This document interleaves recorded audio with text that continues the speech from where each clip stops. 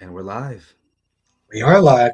Good evening and salutations, our soap opera fans. So at this point, this guy right here needs no introductions. Mr. DC Soap Sanctuary, how are you doing tonight? I'm doing great. I'm doing great, Albert. It feels amazing to be on right now. I'm loving it. I'm loving it. How are you doing? I'm I'm doing great. I'm doing great.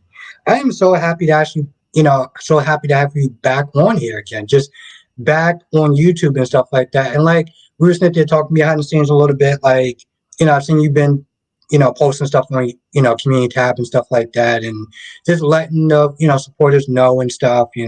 Oh, by the Right. way, on a side note, Jakari's actually has his own YouTube channel. I promoted him on my channel today, on my community tab.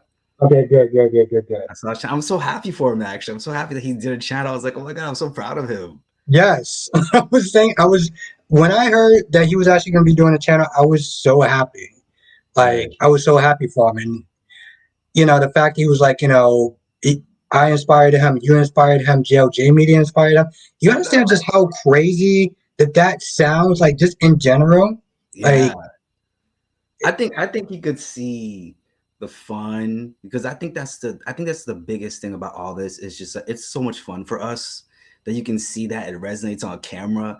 And so I think you could see how much fun it was for us. And he's like, okay, I got to get in on this. I'm just so proud of him taking that step because I know it's probably not easy. I know he reached out to me, he asked me some stuff. So I was like, I know it wasn't, exactly. He probably had some hesitance about it. So I was proud to see him to do that. I was proud of that. yes, me too. Good evening, everyone. Good evening, Monique. Good evening, Oh, there are Nikisha. comments. I was on private chat. I was like, where is everybody in the chat? But here they are. I just clicked on the other tab. Right quick, See everybody now. Makai. How's everyone doing tonight? I hope everyone's having a great night so far. Thank you for joining us. These comments are here today. They're here. This has been an interesting week in soaps. Interesting few weeks. I know I haven't. Yeah, it's been interesting. It's been an interesting week in soaps. Yes. Interesting week in soaps. Yes, What you it got going on? has. Oh my God. Did you? I don't. I kind of want to start off with Y&R. Have you been watching Y&R lately or I'm up not to date really? on everything except GH. I haven't seen it yet, but we can still talk about GH. I know it's Okay. it's a scramble Because anyways. We can still Y talk. I'm gonna say Y&R GH has from yesterday. So yeah, we can yes, still talk. Y&R has been crazy. I've been really enjoying it. Like today's episode was like today's episode. I got a chance to sit there and see old school Jack. Yes, when he said I I am Jabbo, I was like, I loved it. I rewound that like twice. I was like, wait, hold on. he said Am I getting old school Jack tonight? that Uh, when he said, just to let you know, Marquetti is a subsidiary of Jabot, and I am Jabot. I was like, I was like, yes, old school Jack is back. Mr. Rogers have left the building. Old school Jack is back I for a little bit. am Jabot. I loved it. It kind of reminded me of the scene on YNR where him and Victor had a showdown and he threw a chair Victor. I don't know if you've ever seen the scene, but you YouTube it. He threw the chair Victor and it went out of their 20-foot story building. And then he goes, have a seat on me. And then he walks out the door. That was the Jack. Like to me, that was given that type of Jack that I remember. Yes, it was really good today. Yeah, yeah. So yeah, what have been your thoughts about Rhino so far? YNR to me has honestly been like I've always known YNR to be a slow burner, but not it's been less dragged out and it's been giving us the meat ever since Diane came back. We've gotten the meat back on the show. We've seen the storylines. Only storylines right now I don't care about is Audra. No, I really don't care about that. But honestly, the storyline with Diane has been picking up. Tucker, Nate the Great, as I call him. You know what I'm saying? So the storylines have been picking up a lot. I think YNR has been amazing. YNR and Days still being number one though. Days still being number one, killing it. Of course, of But course. YNR has finally been giving us the semblance of balance and storylines because I think the biggest thing with YNR is that it's definitely the least relatable, I feel like, out of most of the shows because, I don't know. Oh, I don't know everybody in town to be a millionaire. I don't have that kind of experience in real life.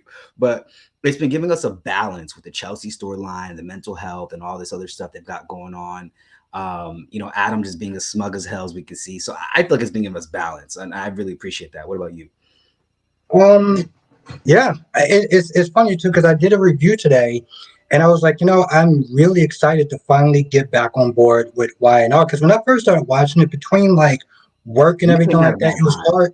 Yeah, it was hard to even sit there and cover it. But I'm like, maybe it just took longer. When I started doing days, it took a week before I really got hooked into it. B&B was just something extra. It was only like 15 minutes. So I was like, why not? But Yeah.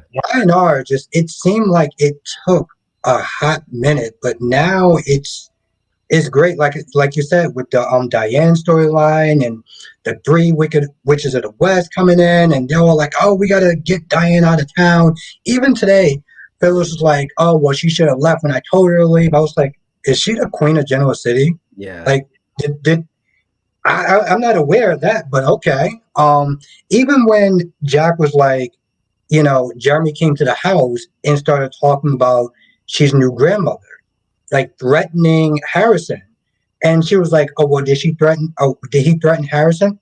What did he just say? I don't like. Why is this not going through to her head? I don't get that." Right. Right. Right. And this is my thing too, looking at it, is that, you know, with Phyllis, Ashley, and Nikki, I don't think they really thought this through. Like, they didn't realize that this is putting Harrison in danger. I mean, you sent this man to the front door, and Phyllis doesn't even realize she's pushing Diane closer into Jack's arms. And honestly, I love Diane. I don't know what it is. Like, I've been there for Diane through the inception of her time, and then even when Mara West played her. But I'm Team Diane, honestly. I feel like Diane really, she really is reforming. She really is trying to get ahead of her past. I do feel like she's got another secret still coming her way. I feel that there's another Yeah, secret to lurk in the background with Diane. of course, But it's Diane. I'm, So I'm completely Team Diane at this point. I feel like for some reason YNR's got me rooting for all the wrong people for some reason. honestly, to tell you the truth, usually that's I don't want to sit there and say that's kind of the case with you, but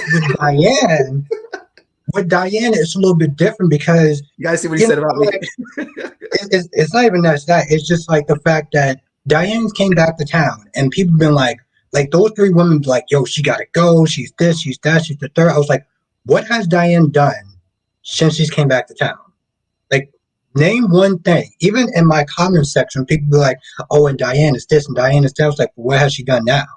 I'm not talking about what has she done 15 something years ago. Clearly, before I started watching the show, what has she done now since she's gotten back? Right, right. You know, Because and my there's some type of reveal going to happen with this Jeremy Stark thing. I just pray to God it's not a paternity reveal, because we've already had Kyle and Summer's paternity being shaken up so many times. At one point in time, they thought they were brother and sister, and it is a mess. I hope they don't shake that up.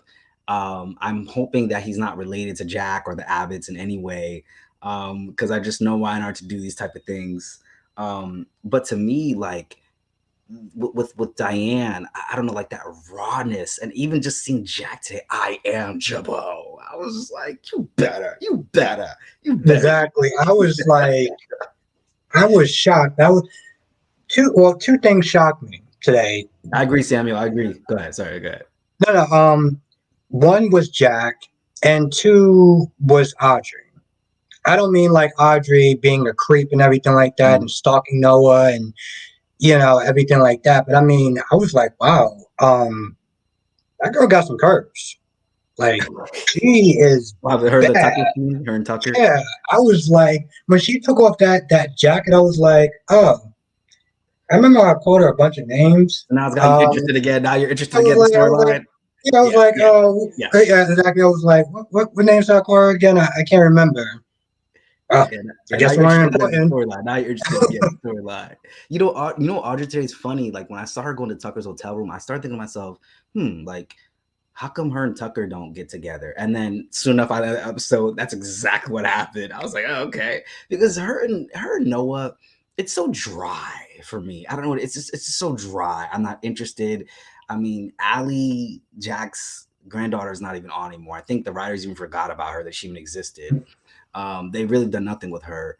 I think she was just a prop to get Diane in. And if that's the case, I'm cool with that at this point. I'm really cool with that. I don't feel like Allie, we don't need another Sharon. We already have one. We already have one. And it's okay with Sharon, because Sharon at least has a history in the show. We know that if they pull Sharon out of this coffee therapist role, we know what Sharon can do. You know what I mean? Because I Yeah, feel like with Sharon, they're trying to make her the next Marlena. of Y&R, because you know Marlena's a therapist and she has Yeah. all this crazy stuff. Because this is the thing I want to go on a quick aside about with Days, connecting this to Y&R we're talking about. With Days, I feel like they have a way of writing for the vets while keeping them interesting at the same time, and that's very tough to do. Because with GH, all they just do is keep rebooting storylines. It's the reboot that keeps on rebooting with GH. With this Ice Princess storyline, they repeated it like 8,000 times, but Days has managed to do that successfully. And Y&R has actually been doing that a little bit with the vets, but I think they're more so focusing now on the younger cast, which they should have been doing for a long time because I feel like they haven't been. So I was appreciative of that. So sorry for that tangent, but yeah. No, no, no, no, no, no, no. It's no, it's true.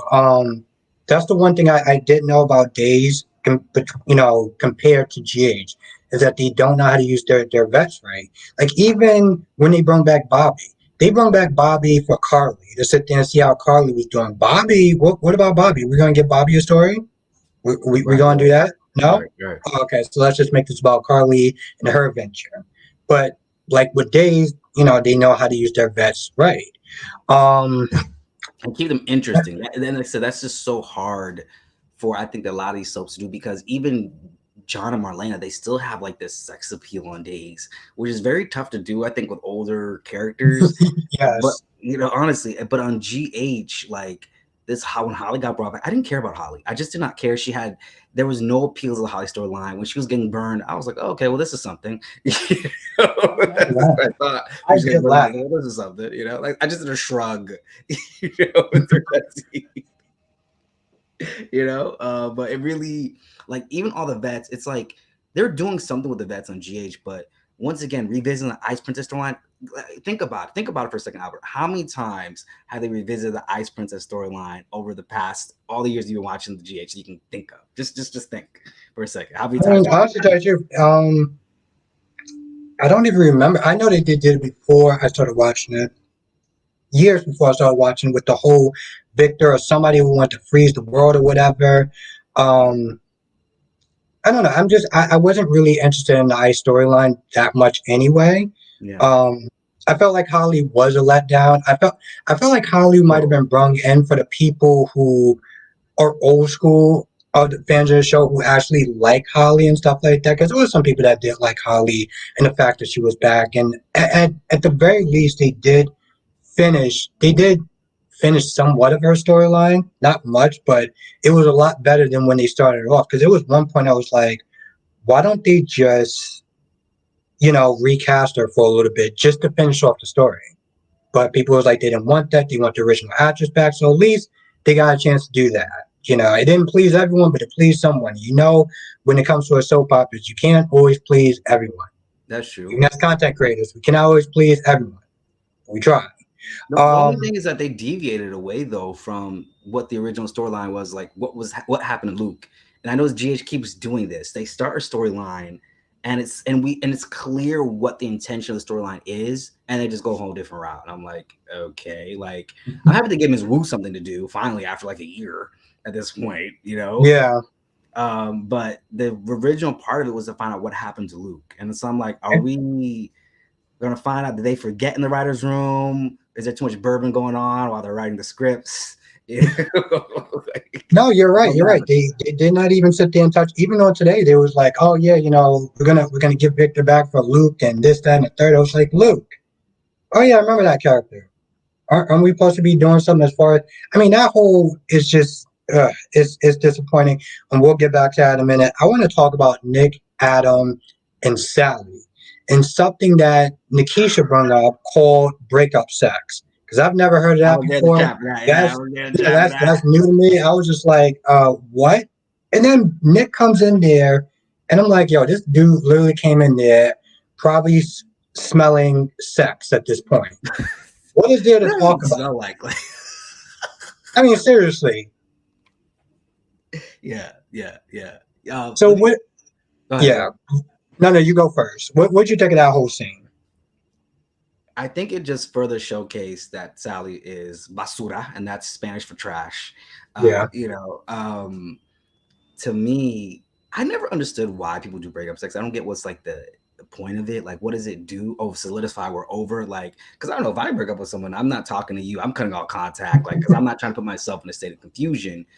But I get why some people would do it. You know, they want to try that thing one more time, one last time. You know. But my thing with Nikisha. Sally is this, and see, this is my thing with Sally. She keeps self-destructing herself. She keeps self-destructing herself, and that's the point that's just like it's getting on my nerves. Like you went through it with Wyatt, you went through it with Liam, you went through on B&B, you went through it now with Jack Abbott. She was with Jack for a bit. She messed that up. Nick and now Adam and Nick was probably the best. Nick and Jack were probably the best two guys she could have been. I know people didn't like Sally and Jack together. I was here for it. I was. I really was here for it. Whatever way you want to say, I was here for it. But her and Nick was a good pairing. And when Nick walked in, he walked in like he had that look on his face, like wow, like so you're for the streets. Yeah, And it's like, Nikisha was. no, Nick, it's not what you think it is. It's like, what is it? Like, I don't just walked out of there like, yeah, I was just, I was all about that for the last 45 minutes. That was crazy, B. That was crazy. Nikisha said, "LOL, glad my kids didn't." But I just stood there and looked, and I was like, "What is there left to talk about?" She was like, "Wait, let me explain. What is there to explain?" He looked at the bed. The bed was messy. It Like it, Nick, it yeah, Nick wasn't is not even. going back to you after this point, like unless he has no self-respect. And the fact that he didn't just sit there and say, "All right, yeah, we're done," it's like, "All right, let me think about it." What is there to think about? He walks off. I'm like, you should just keep walking. Like Right. you should just walk and just don't stop. Right, Um, right. And this, that's the thing too. So Sam was making a comment. I want to like connect to that. He said like I really wish Sal had an agenda to be the next Rich Bizzle of Genoa City rather than just being thrown in this triangle, no agenda of her own. And that's my thing. Sally had no agenda. She had no agenda. She came in here. She was trying to sabotage Summer and Kyle in the beginning, and I thought she was gonna be the next Mrs. Jack Abbott. I was like, okay, Sally, I see you. Like, I'm okay. I'm here for this. And at this point, she needs a Newman baby. She needs a Newman baby because honestly, she got nothing else going on. I don't think no one else going to hire her. She messed up with Lauren Fenmore and Fenmore's and Forcer Creations and Newman Media. She needs a Newman baby. That's the only thing that's going to keep her around right now. I don't want to say that that's her only good purpose, but I think we might get a Who's the Daddy between uh, Nick and Adam. That's what I think we're going to get because she was just with yeah, both of them. yeah, yeah, and yeah, you're right. It's not like she pretty much what you just said. You literally just said it all right there. Like she doesn't have a job. She doesn't have any prospects or anything like that going for her. So yeah, and that's the thing. I feel like a lot of the fans are probably not going to want that, but they're going to be like, they're not going to want it in the beginning, but then they're going to be like, oh, well, I hope it's Adam's baby or I hope it's Nick's baby. And that's just going to be a whole mess. And now you got Daniel back and you got Billy that, in the beginning, I said, I was like, I don't feel like, that Billy got anything to worry about. But Billy keeps Anymore. messing up with Chelsea. And now I'm just like, Billy, you're just making this way too easy for Daniel. He doesn't even have to try at this point. You just keep screwing up, and she's going to be right there with Daniel. Good job. Because Billy's heart will always belong to Victoria, and so Lily is just a seat warmer. And let's be real. I think in some way in life, maybe I might be telling myself. I think we've all been in relationships where we just know the relationship was just like a seat warmer. We knew in the hindsight was going nowhere, but we were enjoying it for the French fries and the going out on Friday nights. You know what I mean? that's, that's what Lily and Billy are doing right now. It's the French fries on Saturday nights and they're enjoying. Okay, there's something going on here, and I think that Daniel coming back, it's so much more obvious that is he doesn't have to because he had chemistry with Lily. They grew up together. I mean, and honestly, I feel like Lily's not going to lose her spot at Chancellor Winter. She's still CEO with or without Billy. Like Jill knows her son isn't Shizzle. She knows that. So, Yeah, yeah, you're right. she knows And that, and you know. So that's what I think about at that point. I remember you kept saying that. Oh, like Billy has nothing to worry about. It's Jason Thompson. He's Billy. yeah, Now yeah, what are you saying? I Now know. what are you saying?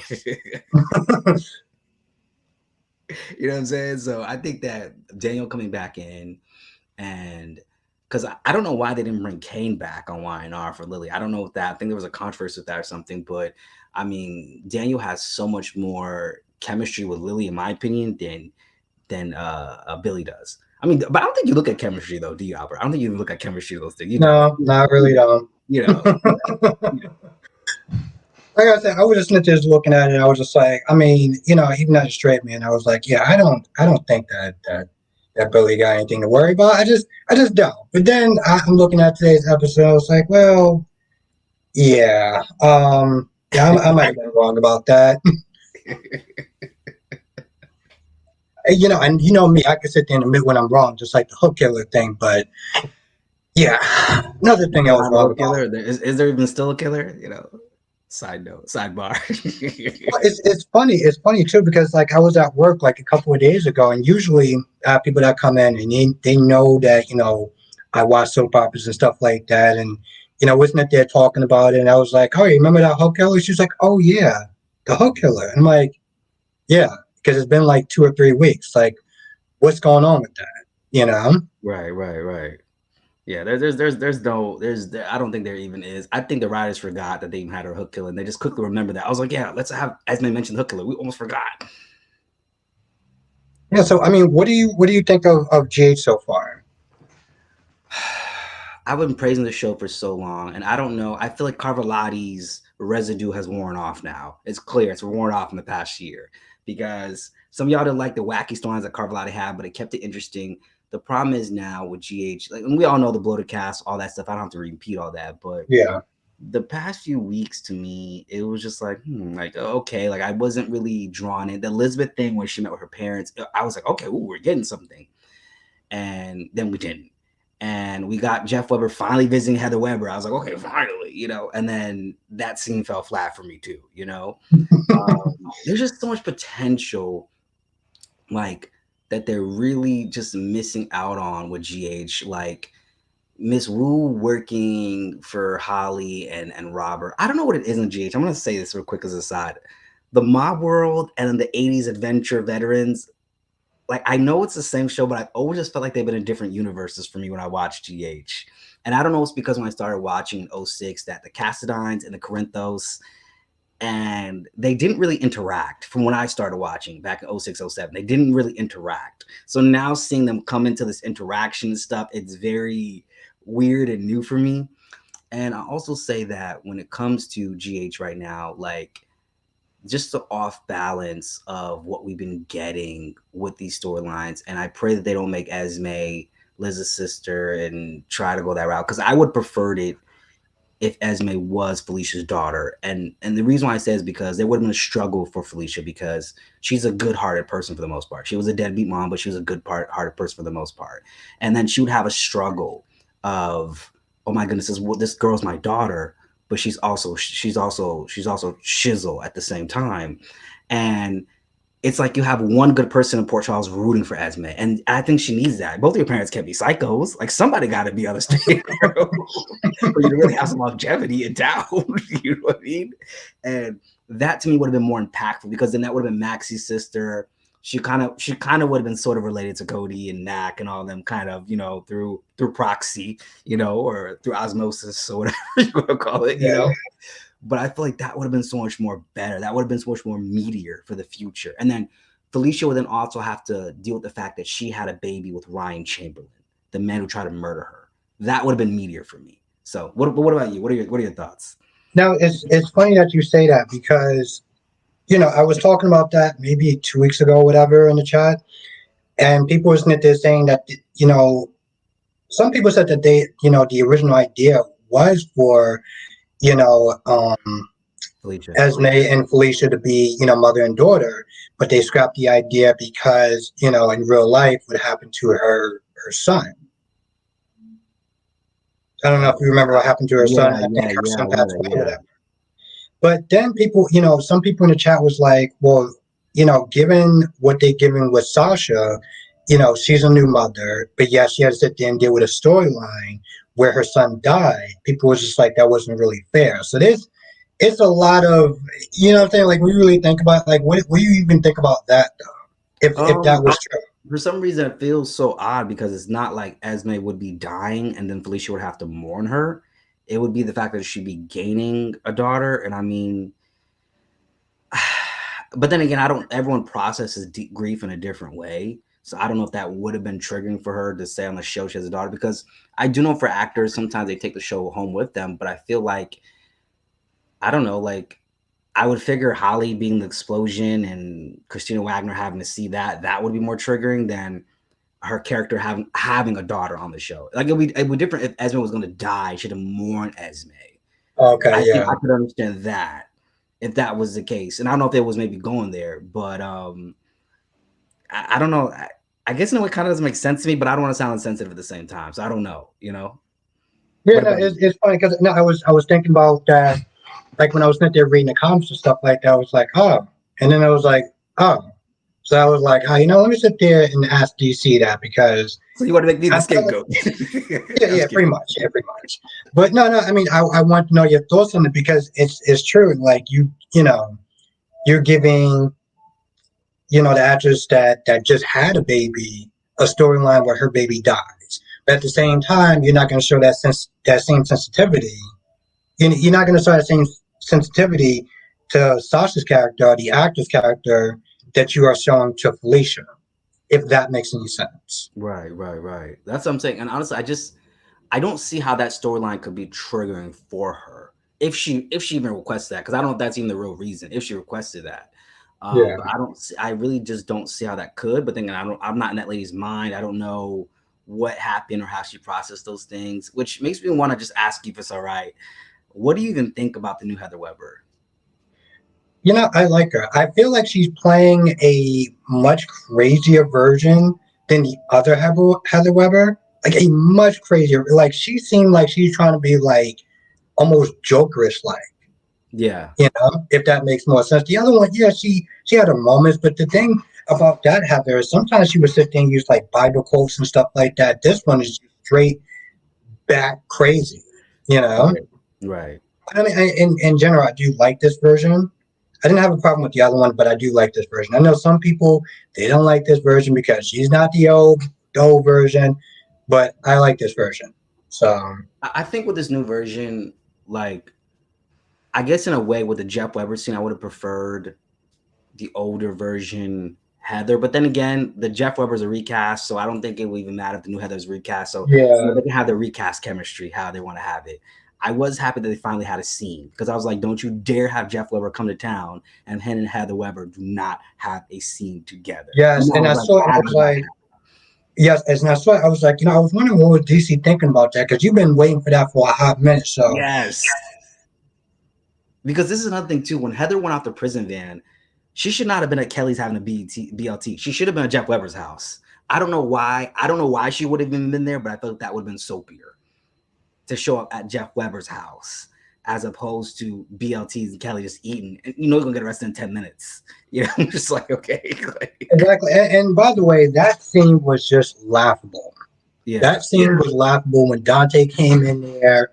And that, I mean, here's the thing. I know it's a soap opera and they're not going to sit there and do things like how they would do in real life. But even as a soap opera, like the fact that he dropped his gun, he walked close to her, she has objects, sharp objects on the table. She's a nut. And you would think, hmm, maybe I should sit there. Because this chick may decide, you know what? I don't feel like going back to jail today. Let me sit there and kill a cop. I mean, it's not like she really has allegiance to Dante or anything like that. I just felt like the way that he proceeded that whole thing was just so like even for a show, it just didn't really make a lot of sense. Oh, let me just chaperone you back to the crazy house. Like, what are we? What? Yeah. Yeah. Yeah. It was just so dumb, even by soap opera standards. Just for You her to know, with like soap risk opera, the you whole gotta kind of freedom. Like she just got free and you're gonna risk it to go get a sandwich. I know they have sandwiches in jail. I know they may not be as good as Kelly's.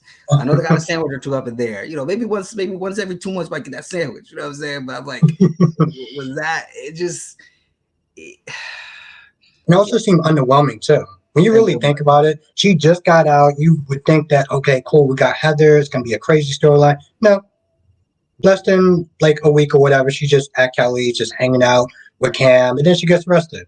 Well, that's disappointing. Like, what if she went to Jeff Weber's house, put a knife to his throat, and then said to his wife, you know, you guys got to find a way to get me out of here, you know, and it would make sense. She wouldn't know where he lived.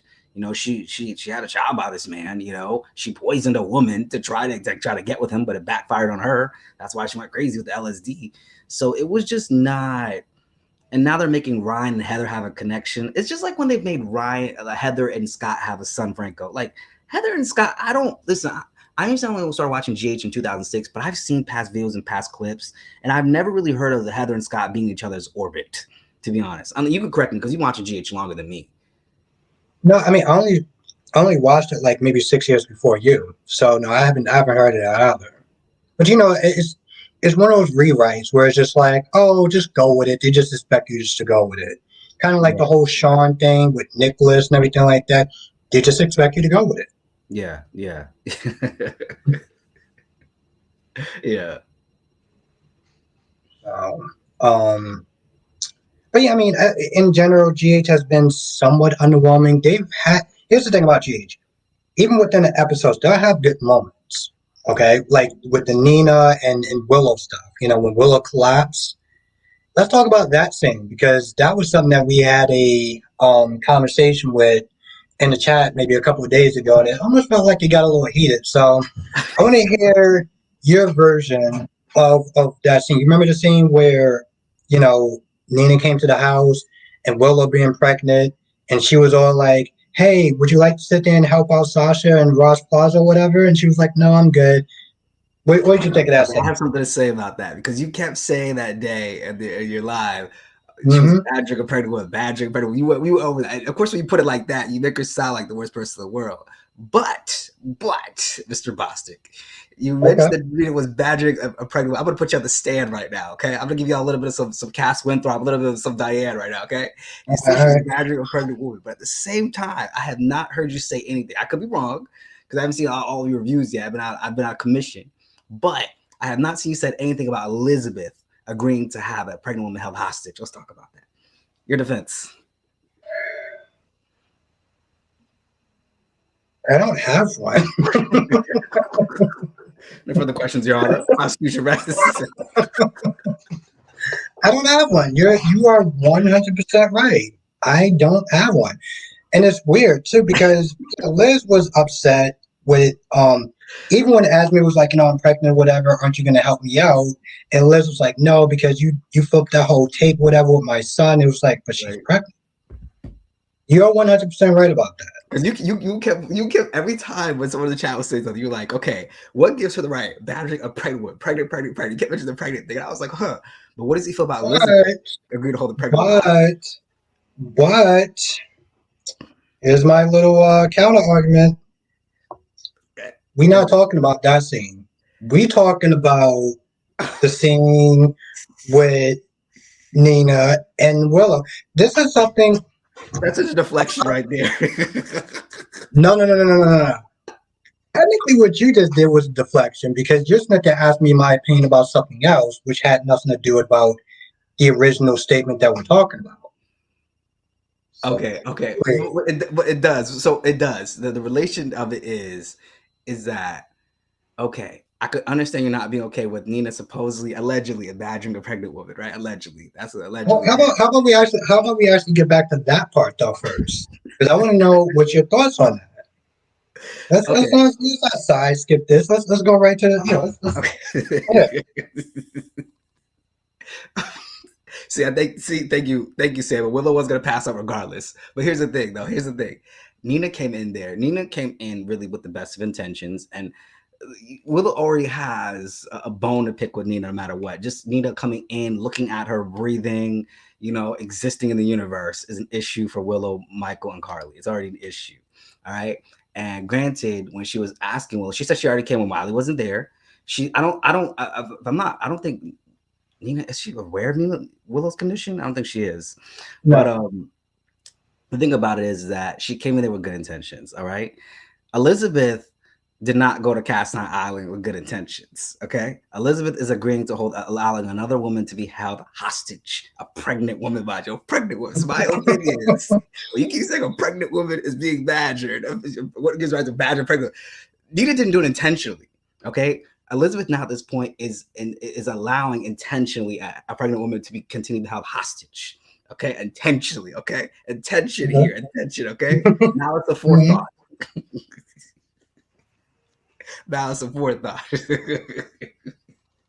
Your Honor, we move. The prosecution moves that all charges be dismissed against Ms. Reeves. That was that was something. Okay. Because here's the thing: with Nina and Willow, I I I do feel like what's gonna happen is she's gonna need a transplant. Carly's not gonna say this at the last minute. Willow's gonna find out and then say, "Wow, Carly kept this from me," and then she's gonna see Carly as trash, and that's gonna bond her and that's gonna bond Nina and Willow together. That's what's gonna happen.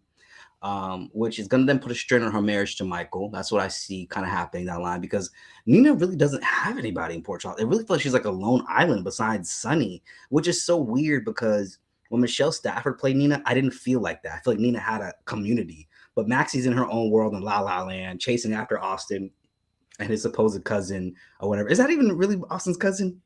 He keeps calling him cuz. I have no idea. But well, I mean, okay, I was just gonna say this. She technically Nina does have people. She does. I mean, granted, Maxie's kind of doing her own thing, but she does have Maxie. She does have Britt. She does have Liesel. She does have Curtis. So she does have some people. Like she doesn't have the same amount of people as Carly, but she does actually have some good, some people in her life. Um, there's a couple of things about that whatever it is that you were trying to go at, which I was following it to some extent. But here's the thing, though. This is what people tend to do when they defend a character, is that they sidestep to another character in another situation. So it's like Smith is saying, this person is trash because of X, Y, Z. And then somebody else, no. That's like when I was sitting there talking about Nate, and I was like, well, Nate is trash because of X, Y, Z. And somebody was like, well, technically Victor was a lot worse. I was like, cool, but we're not talking about Victor. We're talking about Nate. So it's like they're trying to say, well, somebody else is doing something worse, which had nothing to originally do with what the original statement was. The original statement was, regardless if Willow is going to pass out because of her cancer or whatever, the minute that, and you are 100% right up until that point, Nina didn't come there to argue or anything like that. She just came there. I agree with you to that part. Even Carly didn't lay in on her because she was like, you didn't come there with bad and terrible intentions. But at the end of the day, when somebody says no, that means no. And if you're supposed to ask them more than once, and regardless, again, I got to sit there and point out the obvious. She is pregnant. Wouldn't you sit there and stop and be like, you know what? All right, fine, whatever. In your own little selfish world, whatever, bye. But not keep going on and on and on and on. Like, why would you sit there and do that? Let's just sit there and say she wasn't even pregnant. Let's just drop that for a second. She still started it by sitting there, kept asking over and over and over again. And the last time I checked, no still means no. Just going to throw that out there. Now I have to present to the court, if it pleases the court, my objection here. You said that no means no, but didn't Esme also say no as well before she was held up at the Castle Towers? Go ahead, So defense. we're just gonna keep deflecting. Okay, awesome. I'm so glad that you just proved my point. Um, But my thing is, I'm okay with you being against Nina in this. But if you're going to be against Nina with this, you got to be against what Elizabeth is doing too. I want to see the fairness here. no. And And this is and currently that's the going on thing. at the same time. So we're not referring to something they did in the past. These are both concurrent storylines going on at the same time. No, and that's the thing. I didn't really sit there and think about that. So I'm glad that you did bring that up because I didn't think about that. You're 100% right about that. So I'll give you that point. We'll I'll let the give you chat that be the point. jury. The chat has been somewhat divided for, well, let's be honest. Most people in the chat are probably Nina fans. Let's just be honest. There's a couple of Carly fans. But most of the people in the chat are Nina fans. Well, Jessica's gonna Um, call this a hung jury in a minute because she's probably that one jury out of 12 that's like, no, I object because the jury has to have unanimous decision. She's like, I don't get what it has to do with Liz. She's gonna I call the mean, I Liz didn't. trial in a minute. I mean, Jessica's right, and again, it just kind of proved my point. But let's just let's just sidestep from that. Yeah, yeah. Um, so what else? What else is going on in GH? You got Drew that a lot of people sniff this saying that's being useless. Um, I here's the thing. I liked him when he first came in there, but I feel like he just hasn't really had a good storyline. You No, he know. hasn't. Yeah. What I mean, what do you think about the insider trading thing? What do you think about this? See, that's the thing that's just so funny because I'm just like it. I don't feel. Here's the thing: if they're in a relationship or not, she can still go to jail. Because last time I checked, Michael is still her son, True. and so there's that angle. Even if they're not together, Drew is still friends with Carly, Yeah. so she can still want to go into jail. So this whole, oh well, we're not going to be in a relationship, but then it's going to be okay. On what planet? I mean, I understand that GH is very fast and loose with their laws, like the whole HIPAA thing. Remember with Shiloh? Because I'm not going to drop that. You remember the whole Shiloh thing, right? Yeah. Who could forget that? Okay, so but I That was a just don't bootleg Mitch understand how Lawrence. that. Hmm? You Shiloh reading was the a chat? bootleg Mitch Lawrence from One Light. He was a bootleg Mitch Lawrence. They tried, but it didn't work out the same way. Go ahead. I do miss Miss Lawrence though. Because Mitch Lawrence, he Um, had the quote thing, "I want life to live," and they tried that with Shiloh. It didn't work the same way. It didn't work. It didn't work. yeah, Go ahead. Go ahead. but I Go think ahead. I think it was just more about Christina though, like her struggles and everything like that, and just actually giving her a good storyline. Because I did actually like that. I don't think it was the best storyline, but I thought it was a good storyline for her. At least it gave her something to do. Now she's in what is she in like management boot camp or something like that? Like what's going on with that?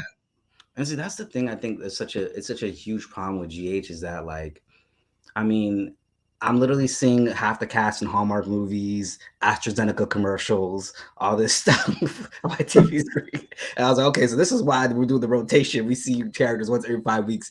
Brando went off to go do more AstraZeneca commercials and HPV commercials.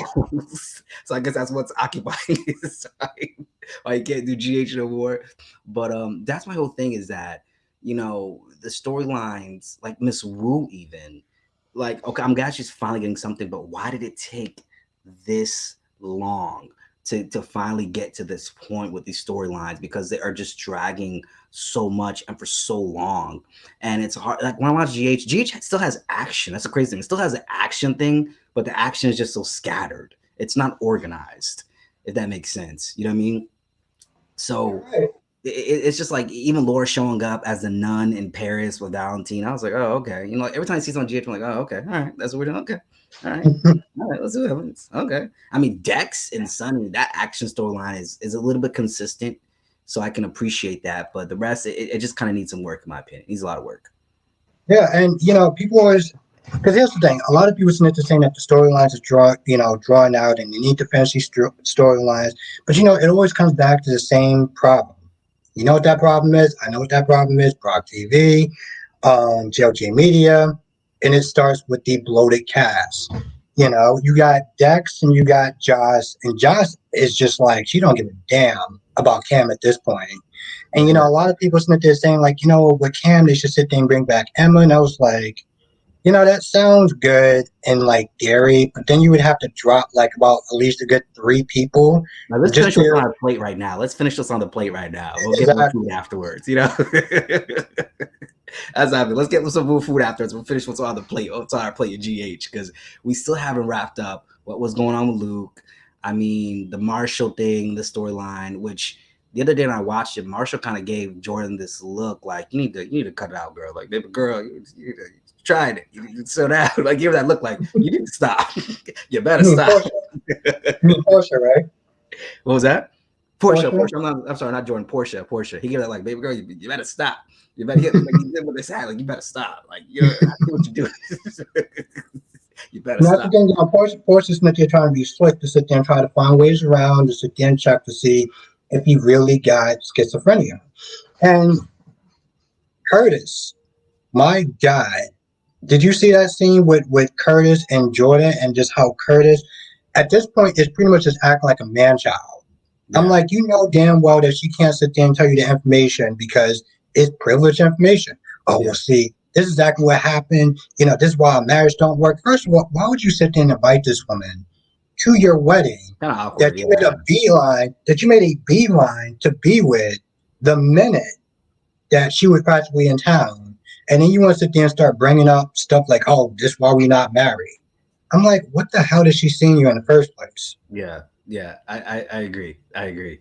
Like when Curtis came in there and he was like, listen, my soon to be stepdaughter, and it's just like, if you know Jordan is all about her job, what do you think now? Like, if she was always about her job when you guys were married, what makes it it's gonna be any different now that you guys are divorced? Exactly. It's gonna be probably even less at this point. You know what I mean? And I don't know if Curtis even seems to grasp that at all. And he's like, well, TJ is family, so you'll always be family. And I was like, that was just so pitiful for me when he said that. I was just like, oh, that's the best you got. Like, even Jordan looked at that like, okay, like just because TJ's your family doesn't mean I'm going this way. You know what I Exactly. mean? So Exactly. that's what I thought about that when I saw that. I was like, okay. I mean, and this is my whole thing is like, at this point, I feel like if Portia would have just told like Curtis from the start, it wouldn't be that bad. And maybe they could have like devised it. I feel Curtis would have been the type of guys like, you know what, let's keep it from Trina because she still believes Taggart's her dad. Let's not blow up her world. I feel like Curtis would have been able to do that. Because my whole thing is you're going to marry Portia's not Portia, Trina's father. You never think that's gonna come out. Like you never think over time, no way that'll make the connection, which is maybe why I don't know. I just to me, I just don't get that. And we know what is it? Aunt Stella's gonna hate Portia when that comes out. She's gonna hate her, to the core. Um, and I guess now looking at it, now I realize that Marshall was a prop. He was a prop for this whole paternity storyline. That's it. He was just a prop for that. That's all he I came. That's mean, like all he just, was for. Yes, and I that's mean, why just that like just storyline. coming in. I What was mean, that? just coming in general, like the whole time that was this whole thing. That's what I'm realizing, that he was just a prop for that. He was just a prop. I mean, it could be in the fact that they had one plan for him and they deviated away from that because GH has been doing a lot of that lately, and I think that's part of it. But I also think he was a prop for this paternity storyline, and that's why the schizophrenia thing with Marshall is really falling flat for us because he's really just a prop for the paternity storyline, and it just doesn't work out when you bring in something as big as "Oh, I have schizophrenia," but yet we haven't seen you have an episode, nothing like that. You're just doing genetic counseling. Come on, you know. And you really think about it, because she was like, you might have been misdiagnosed or whatever. I sat there and I thought about it for a minute. Marshall was born and like he lived in a time where, let's just sit there and say, the times weren't really friendly to people of color, Yeah. and being in protests and things of that nature. I think at some point anyone would snap. It doesn't mean that you have schizophrenia. It just means that you're just mad because things aren't right. When you really start to think about it, I felt like, you know, I felt like that could have been the dude went to jail and everything like that, and the doctor's just like, oh, I don't know, you're Isn't schizophrenic. schizophrenia like when you hear or see things that aren't there? I think so, Yeah, but I'm because I not. haven't really heard Marshall even say anything like that. He just said he had a snap in the episode, but what was the episode? Like it wasn't really that much in depth. So I kind of agree. It didn't seem that much in depth, honestly. Yeah, yeah, and that's what I was going to say. I was like, maybe you were just mad because things back then wasn't good, you know. So yeah, I mean, I don't know if he actually even has schizophrenia. If you really think about it. Maybe that's why he won't do the genetic counseling. That's why he gave Portia look like you better leave her alone. Yeah, he gave her like you better leave this alone. I But saw that how look when he sad. got the elevator with Ansel. You better leave this alone. But I mean, how disappointing was it when you really think about it, as far as him coming in and maybe thinking that he might be working for the WSB, he might be a mob boy, he might be in witness protection, That would have been and so funny. this is what they gave him. This is what they gave him. This is the storyline that they gave him, and they saddled him off with what's her name, Epiphania, that we see like every once in like 4 months or whatever. Yeah, yeah. Now she wants to be a doctor after years. I'm just like, this show. They're so all over. This is the thing about GH. GH is having a fucking identity crisis. They don't know who they're going like a midlife crisis right now. GH. That's the best way to describe how everything is going on. It's like GH doesn't know what they want to do or who they want to be anymore. You know what I mean? It's like they're in a crisis because these storylines, every storyline represents to me the confusion of GH right now, where this show is it doesn't know who it is anymore. At one point in time, the show started off as a hospital. That didn't work, so they came with Luke and Laura, and they did with these image storylines to save the show, and it worked. Because honestly, I think if the writers could go back in time, they would not call this show General Hospital. Maybe call it Moments in Time or something else. But Yeah, we had I want to call it the Quartermain years, the 90s. That's what I call the 90s era, kind of like the Quartermain years, right? They were kind of settling away from the adventure storylines a little bit. And then you have the early 2000s, which kind of came in, ushered in the Sonny Corinthos era. Even though Sonny came in like the late 90s, but the 2000s really ushered in that era. Like, this is my era now. And now we had the Bob Guza years and we had the Carvelotti years. But these years, it's just been kind of like, we don't know who we are right now. We don't know our yeah. identity right now as a show and with our writing. That's what I'm getting every time I watch GH now. And it's crazy too because I remember I wound up doing a live stream and I was like, what is everyone's favorite show of the year? And I couldn't even sit there and say it was GH. I had to sit there and go with Days of Our Lives. I practically grew up watching GH, since the year 2000. So for me, watching that giant fall from grace to being like, man, Days is really killing it. Like it's kind of heartbreaking a little bit. Hell, there's times where even if B&B may not be that great, it still sometimes can be a little more fun than um than GH. Because B&B does deliver, but it's just the same thing over and over and over and over and over again. That's just the Now, thing. They now you've deliver. been watching. You said you didn't watch B&B, right? That was the only one you didn't watch. No. I'm up to date on all of them. I said like I'm up to date on all of them right now. I think the only one I haven't Okay. seen is I just haven't seen today's episode of GH, but I've seen yesterday. We can still talk GH though. But I want And to what? say to you, aren't you happy that you're now watching other soaps? Because I think if you only had GH, you would probably take another 2-year break again, like you did in the past. Yeah. You know, Aren't you happy? I mean, here's the thing. I'm happy for a lot of reasons. It's not even just that. I'm happy for the fact that just doing these soap operas and stuff like that and seeing other stories and seeing how they work and other characters and stuff like that. Because sometimes I can sit there and do these reviews, and there's times where like B&B would just be so outrageous and so over the top that there'll be times I would actually have more fun doing a B&B review because it's just so stupid to the point where it's just laughable, Right. you know. Yeah. As opposed to GH, sometimes like some episodes are just like, Jesus Christ, nothing really happened in this episode. It's like a lot happened, but nothing happened at the same time. Yeah, you just have a bunch of characters, and then it's just like B&B. What do you think of B&B? What do you Okay, think so of B&B? let's talk about B&B, the wedding that was not on B&B. Yes. It's when Brooke came to Taylor and said, we got to stop this cycle. I was like, wow, Brooke is actually making a little bit of sense. On my 20 years of watching the show, what's going on? You know what I mean? She's making some sense. But the thing about it is that I just feel like this is my thing with Ridge. Ridge always leaves the woman that he's with on a technicality. That's how Ridge always operates. One moment something happens, he'll leave you on a technicality and then run to the next person's house. This is something that Ridge has been doing for years that has just been really annoying me. When Kay did something, he ran to Brooke on a technicality. When Brooke did something, then he ran back to this woman on a technicality. Maybe Brooke sneezed too close to him. He's like, you know what? I don't know if I can be with you anymore. I've got to go over here. Ridge will always do that. And to me, I like that Brooke did not take him back. I was like, oh, thank God. You know what I'm saying? Like that she finally has a self-respect. So see, this is how you can be a force or matriarch. But what I thought about it was that it was very weird that Brooke came out the hero in all of this. It's just very, and then now Thomas is being alienated from his son. I'm okay with him being a villain, but it's just like Hope and Liam raising Thomas's son, not Steffi, not no one at his actual immediate bloodline raising his son, but Hope. And then Hope was like, I don't know if you should see our son. And I'm just like, there's just so many things. And Taylor is a good person. And honestly, I don't think what Taylor did was wrong because she was trying to protect her son. And I saw the hurt in Thomas's eyes when Ridge goes, "You're my boy, you're my boy." His Irish accents are coming out. You're not my boy anymore. You're not my boy anymore. And I felt the hurt.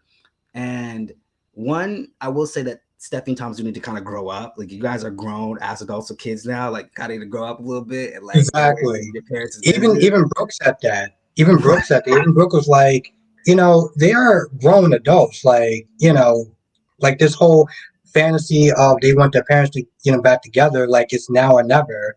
It's like, you know, Right. Oh yeah, I see. Yeah, I saw that too. it's like Yeah, trying to play whack-a-mole. you know. And I don't You even know how gotta to get them take this. out. How do you get them out? Do you? Let me see. How do No, you I see? got it.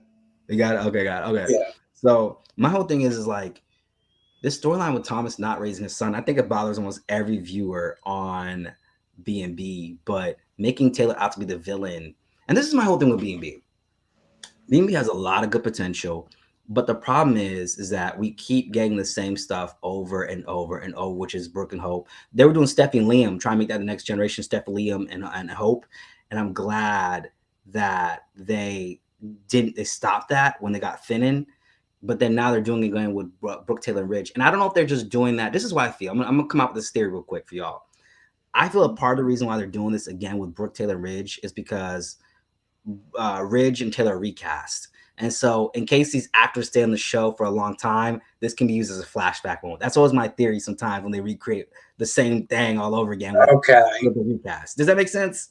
No, no, no. It does. It does. It does. And so now this Just when, moment is over. I hope we don't get another repeat of this. I'm just like, okay, leave yes. it be now. Right? And Angelique is also starting her own channel soon. So I Okay. just want to sit there and point that out as well. All right. I'm very, even though she has another name now, but I still remember her as Angelique. The neighborhood cat So lady. yes, so she's gonna be doing a channel at some point soon. So I'm very happy about that. But yeah, Amazon that's Marketplace, all our soap people now. About to be Amazon Marketplace real quick. Go ahead, go ahead. Sorry, go, y'all. Go yeah, ahead. but no, but that's the one thing that I was sitting there saying, like, I feel bad for people who've been watching the show so long to be getting the same recycled storyline with with Ridge and Brooke and Taylor. But I don't know. Sometimes this show can be really interesting. Like today's episode with Bill and the sword thing. What the hell was that about? Can somebody sit there?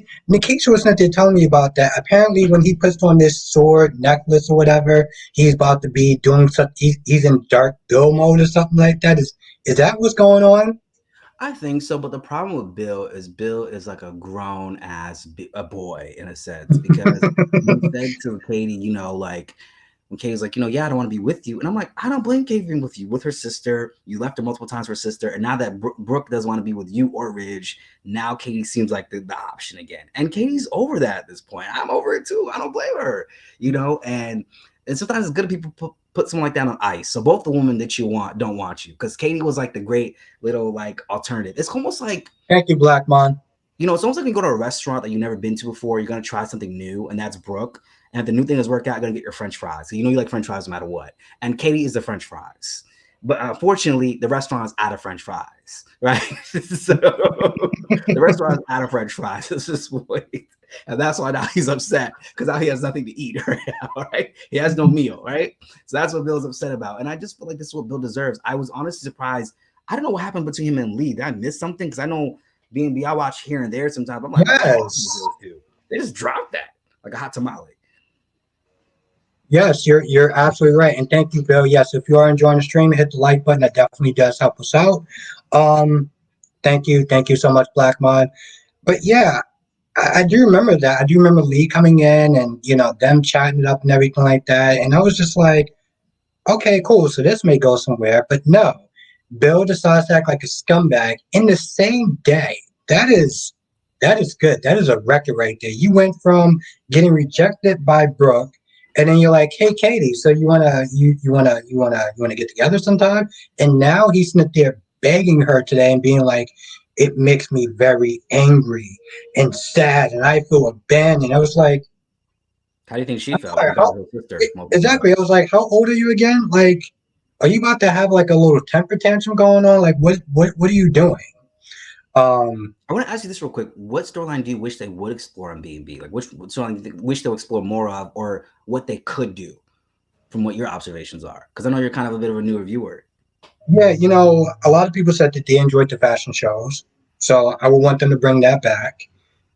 Explore if they're. I mean, at this point, I don't. I would have liked them to explore the Bill and Lee storyline.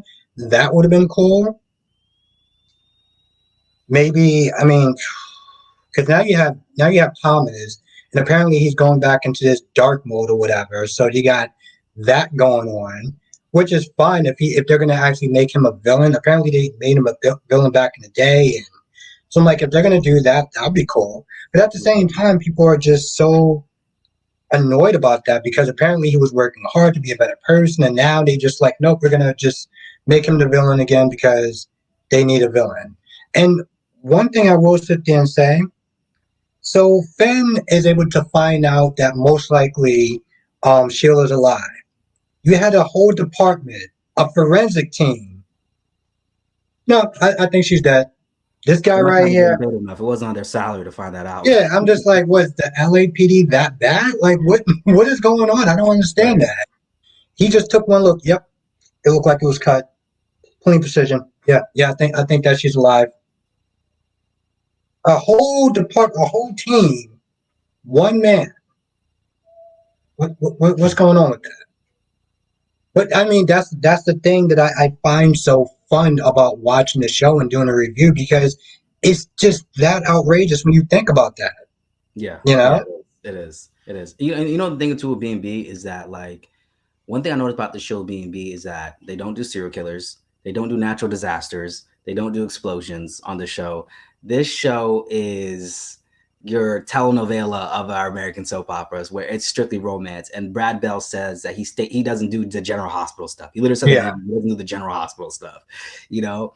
And it would be nice if B&B doesn't necessarily. I mean, I understand they have like their style, and I'm cool with that. Every soap has their own styles, makes it unique. But it would be nice to see them just sometimes venture out into just something a little bit different than what we've been seeing on the screen. Because for me, with Brooke, I feel like at this point, Brooke should be a really mature character. Because we have certain characters in soaps, they've done all the scandalous stuff, but now they're older, they've got mature. They're still snarky and a little judgmental, but they've got their stuff together now, and they're more of like um, a guiding figure on the show. And I feel like it's weird that at this point in time, Brooke has still not become that.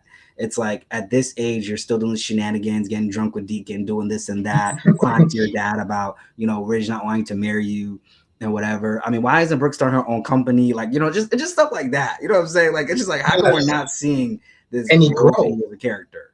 Unless Yes. the Forrester money that she has from Eric and the child support money from Ridge, it's just been enough for her to chill out right now. Like I just don't know what it she, is. she does she actually work at Forster Creations though? She does, right? I don't know what she does at this point. She did at one point, but it's like we don't even clear about what Brooke is doing, and I feel like they can make a storyline from that. And I think the thing is, I think the reason why people have the issue with the Thomas storyline is because they feel like this is being used to prop up Brooke as like propping up Brooke as a moral high ground. And she still hasn't really been that type of character. She still hasn't really shown any real growth in our eyes. Even the 25th anniversary or 35th anniversary episode they had a couple months back, it was all about her. And they had all the love of her lives come back. Yeah. And it was okay, but like I said, I get it because she's always the center of attention. And that's not a bad thing if the character is the center of attention, but let's see growth in character. Like Carly and Sunny and Jason, they're all center of attentions on GH. Yes, but we do see at least growth with their character on GH. We do see them gone through different stages where one time Sunny and Jason were beefing and they want to work together. I think it was like early 04, 03. Yeah. Carly going to Jacksonville, which that was her Nixon Falls. And then, there's a time during the Carlotta years she wasn't with Sunny. She was with Johnny Zakara, and then the time when she was with Jax and she had to take her kids away from Sunny, like the different eras of her life. Sunny, the same thing too, like confronting his fears with Deke and stuff. We saw those different stages they went through. And with Brooke, I just feel like we haven't really seen that. It's just she's the same girl from 1987 who came to come work for the Forresters at a fashion show and was part of the catering company. Her family was part of the catering company for the fashion show. And when her family, the Logans, were there in 1987. And I feel like she's still that same girl. That's the thing. Like that's why I feel like I haven't seen that growth. So Yeah. Nice. Wow. You've been watching it for a hot minute. You've been watching Days. You've been watching pretty much all of them, right? All of them. I've been watching all the soaps since '06, and obviously I've gone back and watched past clips. I'm aware of the past two, but all the soaps I've been watching since '06. So I want to say it's been about what almost 20 years. Yeah, that seems about right. We got some new ones in the chat. Some Yeah. new ones in the chat. It's like trying to hit whack 'em. It's given Kristen slash Susan Banks disguise. Jesus Christ. We It's had like, Kristen in the chat. Now we have Susan Banks. and just to But it's still, quickly but touch it's still Kristen Devere though. and just to quickly touch on it, since you've been catching up with all of them, what do you think of Days? Okay, so with days to me is I don't know blurry. All right, days to me has been amazing. I have no complaints. Um, I mean, honestly, the today's episode of Days, I love the Cass Winthrop mention of Another World when Abe got on the phone and said, "I'm calling Cass Winthrop." I'm getting him on the phone. I was like, okay, like, and it's funny because I was just on Candace's live yesterday. And we were talking about how Days of Our Lives has never done a crossover with any of their other NBC shows. And I think this is the closest we'll ever get. It's just this mention, to know they're in the same universe. But Days has been honestly, all the storylines have been great, like the Jada thing. I mean, Leo and Sunny is kind of weird because how are you gonna like get with someone with sexual harassment? That's the story for another day, you know. Yeah. But honestly, there's not one storyline days. Like even Eric and Nicole have been interesting again to me, which is like they've never been really on the show to me, honestly. So that's a first. But what are your thoughts? You know, I was just gonna say this much. I'm actually enjoying Eric's storyline. I'm enjoying, and it's weird too because it took me a while. Because I remember when he used to be Lucky on GH. So when when I found out he was a priest or whatever, I was like, oh, okay. But now I'm starting to appreciate his character because he has a lot more range and he practically fallen from grace. He's starting fights. He's punching EJ. He's knocking over Sean. He's drunk, drunk driving or whatever. Like they're giving him a lot more to do. When you really think about it, because he left the show for a hot minute. Remember him and the whole going to Africa or whatever? It's like no, he was just done with the show. But now Right. they're giving him a lot more to do, a lot more range. EJ has been killing it. The actor's been killing it, and even people who wasn't really too, yeah, even people that wasn't too, um, happy about the new EJ, they're giving him a lot more credit because he's showing a lot more range. So I have not been complaining so far since. I love the new EJ. Go ahead. And I'm even actually liking Leo's character, which is actually kind of weird because like at first I was like, no, Leo. Leo, okay, Leo, okay. Yeah, I'm actually liking Leo's character. Me too, So honestly. Yeah, I'm sorry. Go ahead. across the board, they've been good. Go ahead. No, all across the board, they've been good. So what was you gonna say?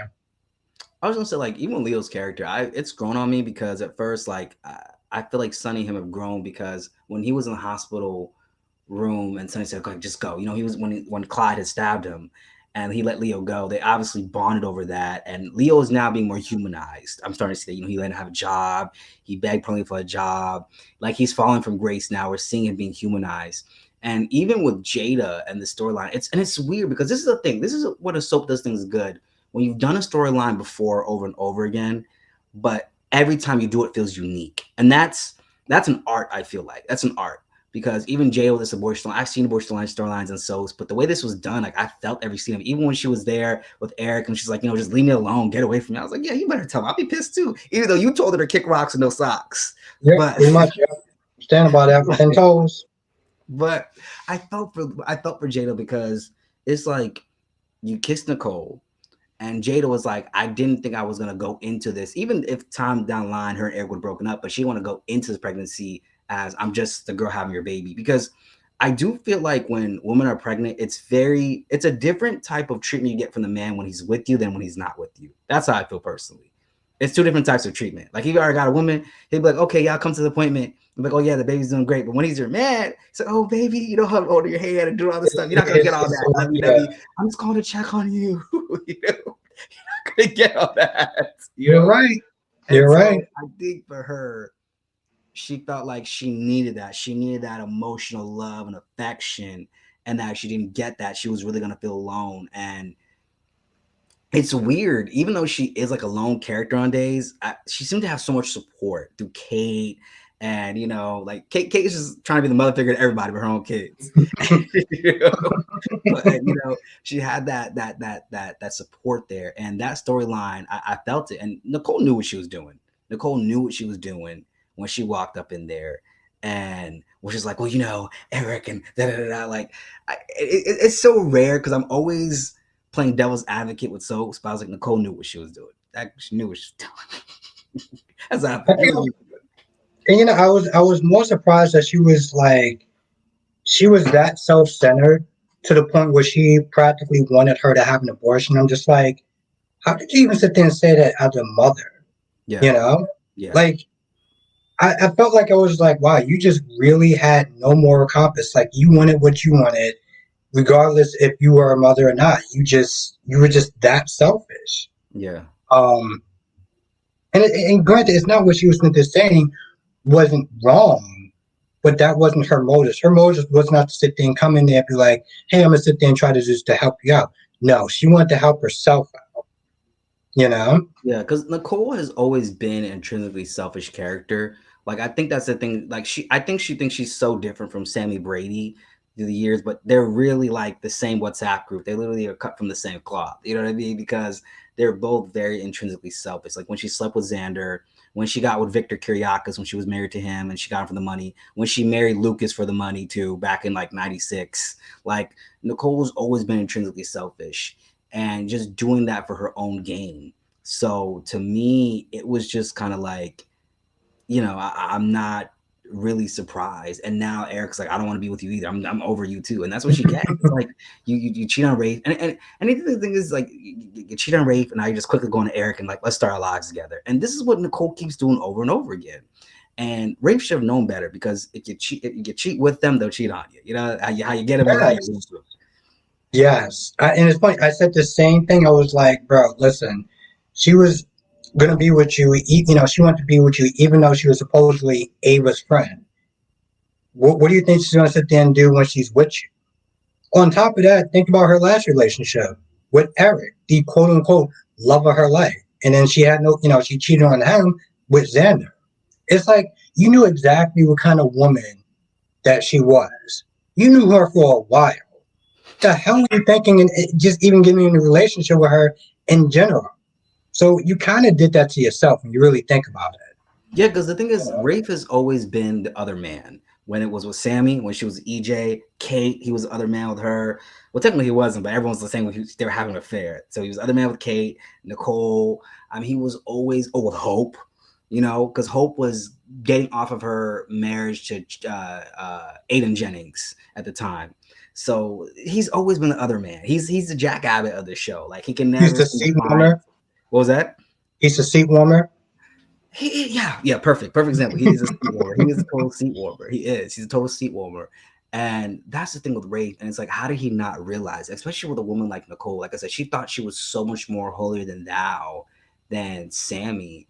And honestly, I think in some ways, Sammy is, actually a lot more better than Nicole. But Nicole has always been selfish, always for her own agenda. And I agree with Dolometics. It is like Nicole is just a mirror of Sammy. That's why they hate each other so much because they're literally like almost practically the same person. And they've been practically almost the same men. Yeah. And I'm also glad that you actually said Dolomitics because I kept screwing his name up so much that the nickname I called him, or I don't know if it's him or her, but I called him Dolly. Dolly. So thank No, you. it's Yeah. Dolly. Dolly. Dolometics, Dolly. You know? But and see, this is the thing too, is like with Nicole, I I personally felt like even if she knew what she was doing, I don't feel like that Eric could have not forgiven her because, like you said, she did kill her fiance and the father of her son and the father of Chloe's son too, Daniel Jonas, Dr. Daniel Jonas, uh, Okay. which has become like an enigma on the show. That man, but I feel like in a sense that Nicole needs to just she needs to take some time to find herself at this point. That's how I feel. She just takes some time to really find herself and get clear of what it is, what type of woman she is, how she wants to function in this life because she just keeps doing the same stuff over and over and over again. And I'm glad that we all know Eric and Sloan are going to get together. I've already seen. I knew when she came in to go speak to Paulina, and she says, "What are you gawking at?" I was like, "Yep, they're going to get together." Like that's it. That's the only interaction. They're going to get together. They're going to put them together. And now she's his lawyer. She got him off. Come on, I already see it coming. I already see it coming. Exactly. Maybe Sloan's going to give him the baby. Mm. Interesting, interesting there. And I will sit there and say this: I did like the energy with EJ and Nicole, even if you were just if they giving her a place to stay, just kind of, listening Were to they her and shopping stuff that like that. night? I don't think it was just a place to stay. Didn't they? Were they have a little rendezvous? I don't think it was just a place to stay, right? No, no, no. Actually, just a place to stay. That was a dream sequence. Okay, okay, that's right, that's right, that's right. I don't know. For some odd reason, I just liked them together. Just just them back and forth or whatever. So I do I too. will I sit do there. too. I will sit there and say that.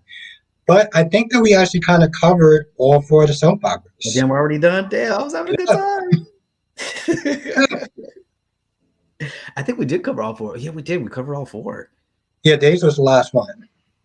Yeah, we did. We did. I mean, it was a what are your predictions, I guess, to for the end of this week, would you say? Any of your predictions? Well, which for which? Oof, oof, wow. Whichever you want to start with. Or the most There's prevalent to you. um. I will sit there and say this on Days. I feel like EJ and Nicole are going to get together. I feel like that's going to wind up happening. Yeah, I I do just too. feel it. I just do. Um, it's a lot. What about you? I would have to. It's too many characters to even really sit there and think of. I think that I'm trying to think of which show I can start off with my predictions. Is we're gonna get closer. I feel like pretty soon we're gonna see that there's another secret behind Diane and Jeremy Stark on YNR, and I think that is going to be revealed soon. And of course, Nate the Great getting with a real woman like Victoria and not Elena. So I think that's going to be coming up soon. So, so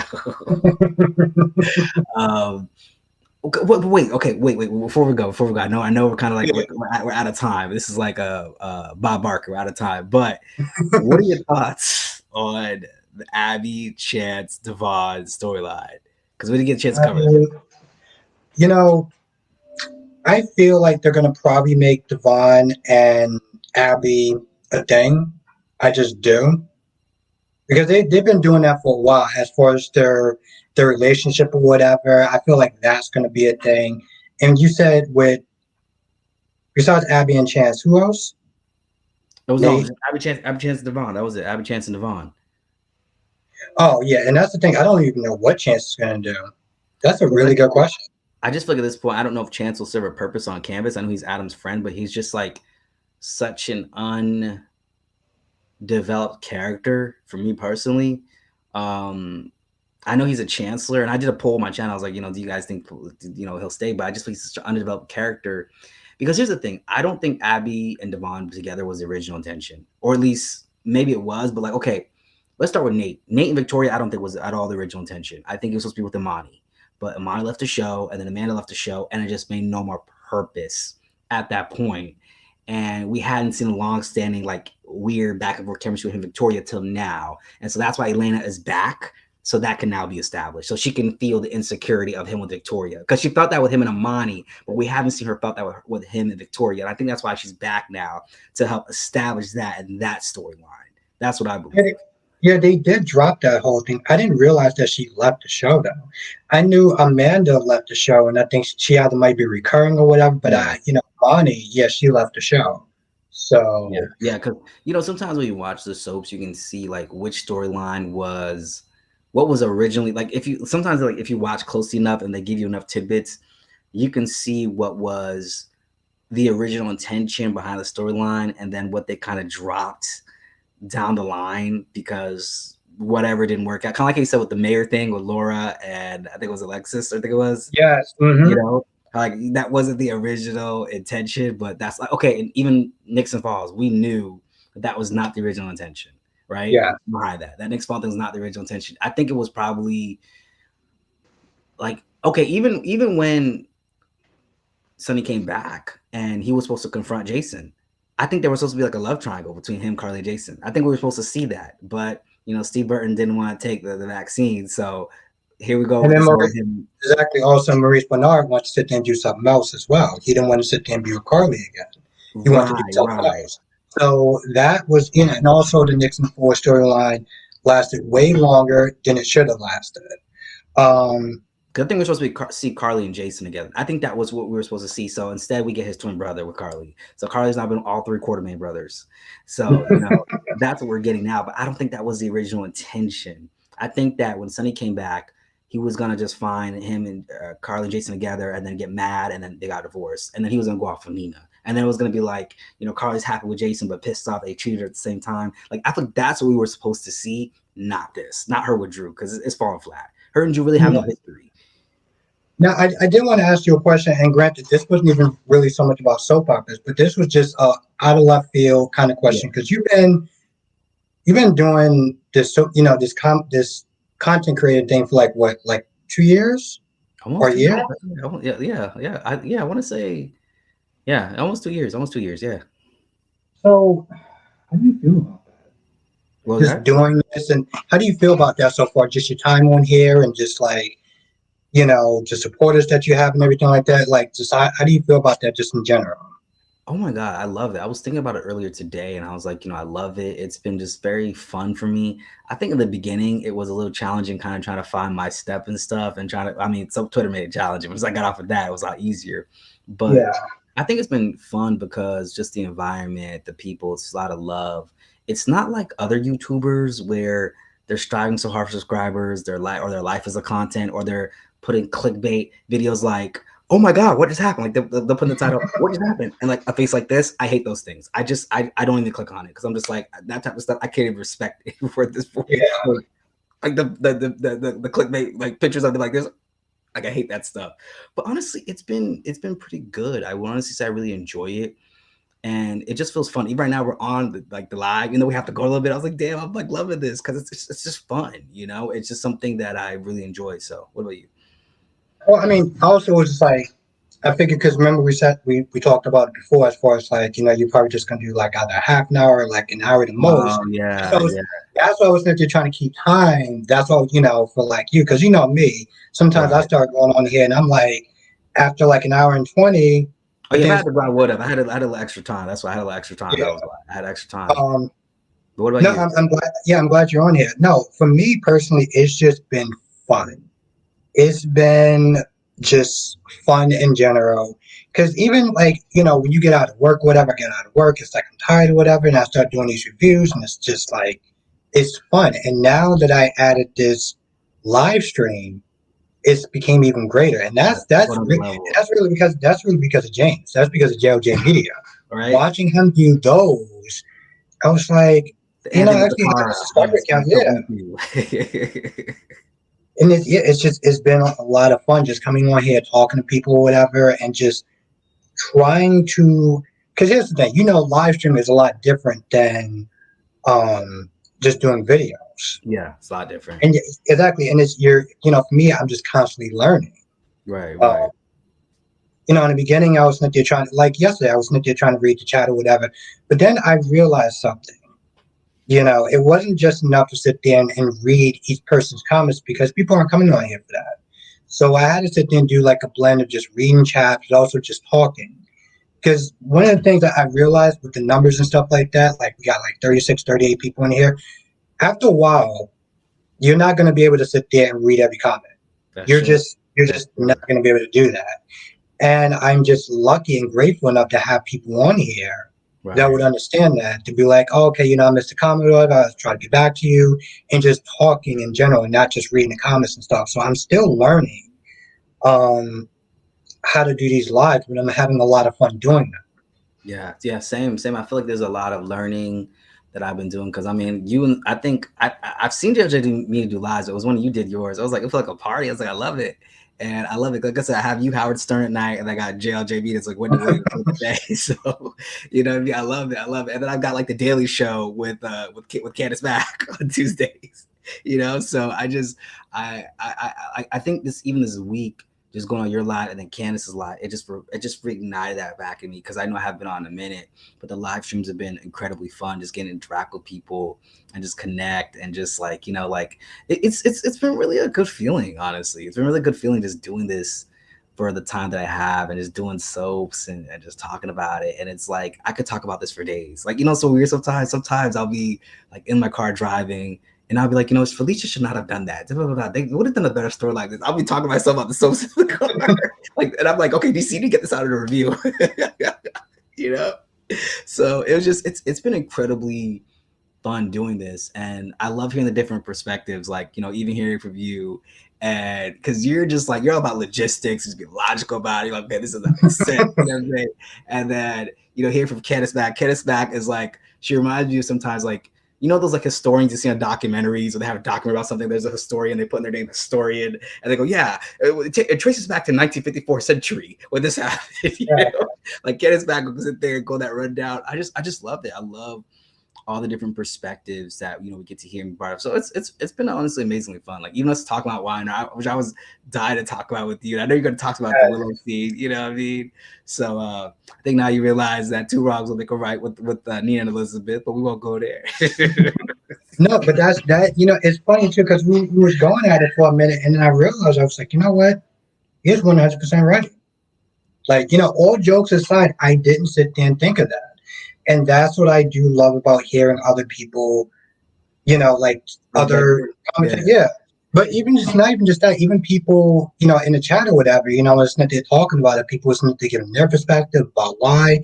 And sometimes that really does help me out when I'm doing my reviews, when I'm, asking questions or whatever in a live or whatever. Like it helps me out. So it's just been this crazy and incredible learning journey.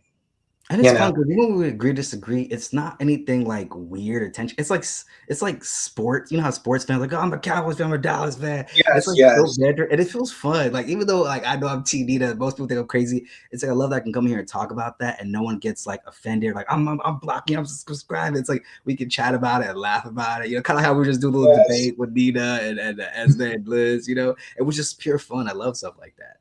And it's funny too. I was doing that a couple of days ago. What's good, Jonathan? Thank you for joining. A couple of days ago, I was sitting there going at it about the Willow and Nina thing, and Samuel, right, in the chat. Yeah, I love Samuel. Exactly. Samuel is Team Nina, and he is just like his energy is just right there. But what I respect about him is that he is consistent. So when we were sitting there having our debates with a bunch of people, whatever, it wasn't like it was argumentative. Yeah, It exactly. was just like, I think this way, you think that way. We weren't calling each other names or anything like that. It was just a debate. Right.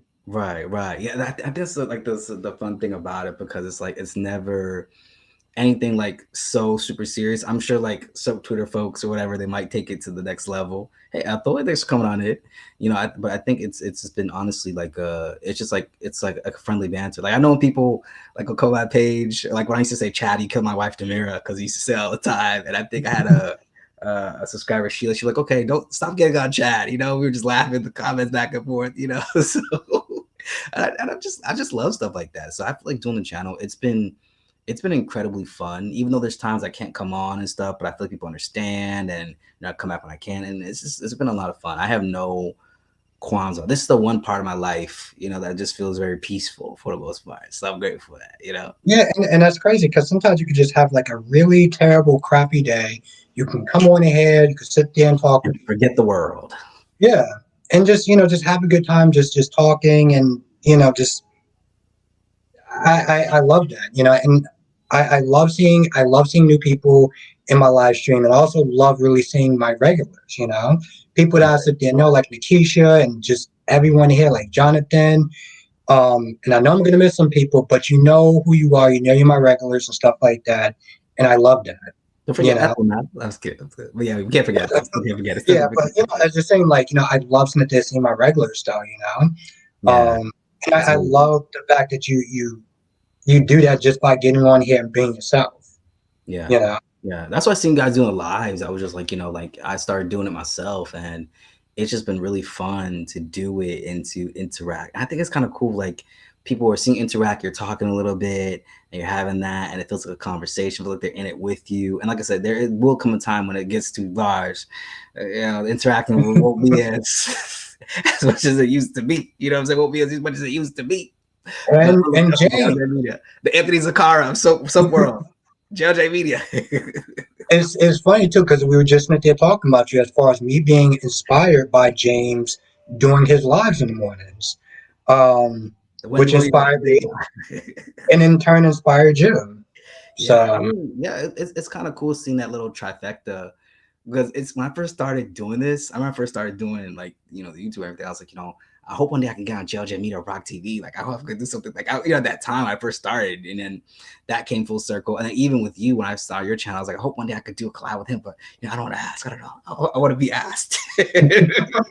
you and know, then me with Brock TV was like, I don't know, because if he says no, then I may feel some sort of way. I had I to like just push you to don't know. do it. And then I asked him. He was like, yeah, okay, let's go. It's like, oh, that's all I had to do was ask him. That was it. I think because we never see him do a collab with anybody, so it's like we weren't sure Yeah. that like he made it that way. You know what I'm saying? So we should have made it that way or not. But honestly, it's incredibly fun to do um stuff like that and just talk soaps and just get into it. And I'm glad I have our Nina supporters in our chat, our non-Nina supporters. We support you both. But yeah, no, I'm James, yeah, nonpartisan James, when it yeah, comes to that. exactly. James definitely did inspire, me to sit there and do lives, and watching him and learning from him was really great. Yeah, we'll sit there and bump heads because I'm a Leo and he's a Taurus, and that's just how it is. But and even when me and you went on his channel, that Yeah. was an experience in itself. Yeah. That was pretty cool when we did that. I love that. I love that when we did that. That was amazing, to be able to do all that. So I guess it's been incredibly fun for me. Like that's why I was like this week I was like, okay, I have to come back because even though I'm never really gone for too long. I'm gone for a couple weeks. I try to come back. Because I was like, man, I didn't do some reviews, but go ahead. You gonna say something? No, no, no, no. I was just meant to listening to you. So even when I went on your live and then Candace's live last night, I was like, okay, like DC, I gotta come back. I gotta come back and talk about soaps. I gotta do something because I just like I miss it so much. I was like, I miss talking soaps. I miss it, and plus there's so much I haven't said over these past few weeks. All these stories. You just got to get out. You I just got gotta to get get it it out out. there. I gotta get it out. I gotta talk these storylines. I gotta talk my stuff. The Sloan Peterson, which Sloan Peterson's one of the most badass new characters on Days right now. I mean, I'm really enjoying. Yeah, I'm actually enjoying her character a lot. I am. she But came here yeah, as a random, but she took over. Like she really did. yeah, James. It's definitely all love. And it's funny too, because when I first got James in my life, I was like, whoa, I actually made it now. Right? I got big time James in my chat. Now that I'm doing a lot better. You have arrived, right? Exactly. Not to get a big head or anything like that, but I mean, that was James. cool when I was on his live, considering like when I first started this thing, because I remember him from AfterBuzz TV. So I was like, the fact that I was on JLJ Media's live, like I'm on his live on his channel, I'm like, what? Like, what? What's that though? Yeah, it was definitely an experience. I've learned a lot of things, even on his channel, or us being on the channel about the whole Mandingo thing or whatever. Yeah. Oh, AfterBuzz TV. I didn't know what Mandingo was, but see, I do. Yeah. Yeah. Oh, okay, yeah, because we're talking about Carter and Quinn at the time. Yes. Which was sad they dropped that storyline, but what can we do? So. Well, I mean, that's what happens when they sit there and they don't use characters the way that they should. But Right. whatever. But like I said, it's just been a lot of fun. And me, I got plans or whatever. Sit there Yeah. and do something DJ big. Demira, Albert Demira over here. Coming next year, what I'm talking about. I'm not gonna sit there and say it here, but you know what I'm talking about. Right. Well, I think Okay. I do. Right. I think I do. Right. You do. Okay. But like I said, it's just been fun doing this, and I'm just so grateful to the supporters, my subscribers, and everything like that. James, Brock TV, you, just to be able to come on here and do this. Man, Yeah, I agree. I agree. I think it's been such a blessing to be able to come on here and because honestly, for years I've never found anybody to talk soaps with. Like I was always a loner, even at like in high school, jumping off the school bus at 2:45 and you hear that da na na da na Yes, na ba ba ba yes. ba, Jasmine theme song, and I never had really nobody ever talk about it. It's like nobody in my universe watch soaps. I'm like, dang, you know what I'm saying? I had to do a message boards back then because I had nobody. But like it's so cool now as an adult to see that there's a whole universe out there. Like so people we're not able to rise up and speak out. And that we are here. Yes, Joe Jovita, he knows who you are. I told you knew who you are. I told you James knew who you were. He knew who you were. Everybody knows who James is, okay? Right, right. So, You know what I'm but saying? So he really didn't know who James was, though. He knew who James was for a hot minute, though, when we yeah, did Aqualad, because he's been yeah, watching James for a while. So, yeah, yeah. Everyone knows who James is. Everyone knows who James is. So but I mean like it's been incredible to be able to do this and have people talk soaps with and sometimes they be schooling me. I used to think I knew it all back then. I used to think I knew it all back then. And then I came into this whole soap universe. I was like, yeah, I didn't see nothing yet. I haven't known nothing yet. Like I thought I knew it all. but that's kind of the blessing, though, is the fact that if I don't know something, I can sit there and reach out to the chat, and then I'll learn something. And so when Right. I'm doing my reviews or whatever moving forward, I have a lot more knowledge and, to be able to talk about the stuff that I'm talking about. So that's Right. something that, Because like I and didn't even know. Oh, go ahead. no, I was gonna sit there and say, and even with you, you got a lot of supporters or whatever that even when you don't come on for a while, people know that you're gonna come back and they're not like, oh well, this, that, and the third. They understand because you know what? At the end of the day, you got a life outside of this. You Right. know, you got a life outside of this, and the fact that you do dedicate a lot of time, a lot of energy to sit there and do what you do, Yeah. it definitely shows. Yeah. That's an interesting question right there, Onique. Do you want to No, take? You yeah, got time yeah. to take that? No, no, no, you take that. So when he says Albert and DCD, write your notes down, or do y'all know what y'all gonna say already? You want to go first, or should I? I'm gonna let you go first. I'm gonna let you take that first. I'll let For you go me first. personally, I do write down my notes when I do my reviews because, like, if I don't, I'm just not going to remember everything. And that's something that when I first started doing, people were just like, Brock TV, he writes down notes or whatever, so you should probably do that. And I was like, yep. So that's just pretty much what I do. I write down my notes before even while I'm doing a review or whatever, I'll sit there and just glance at it just to make sure I covered everything. What about you?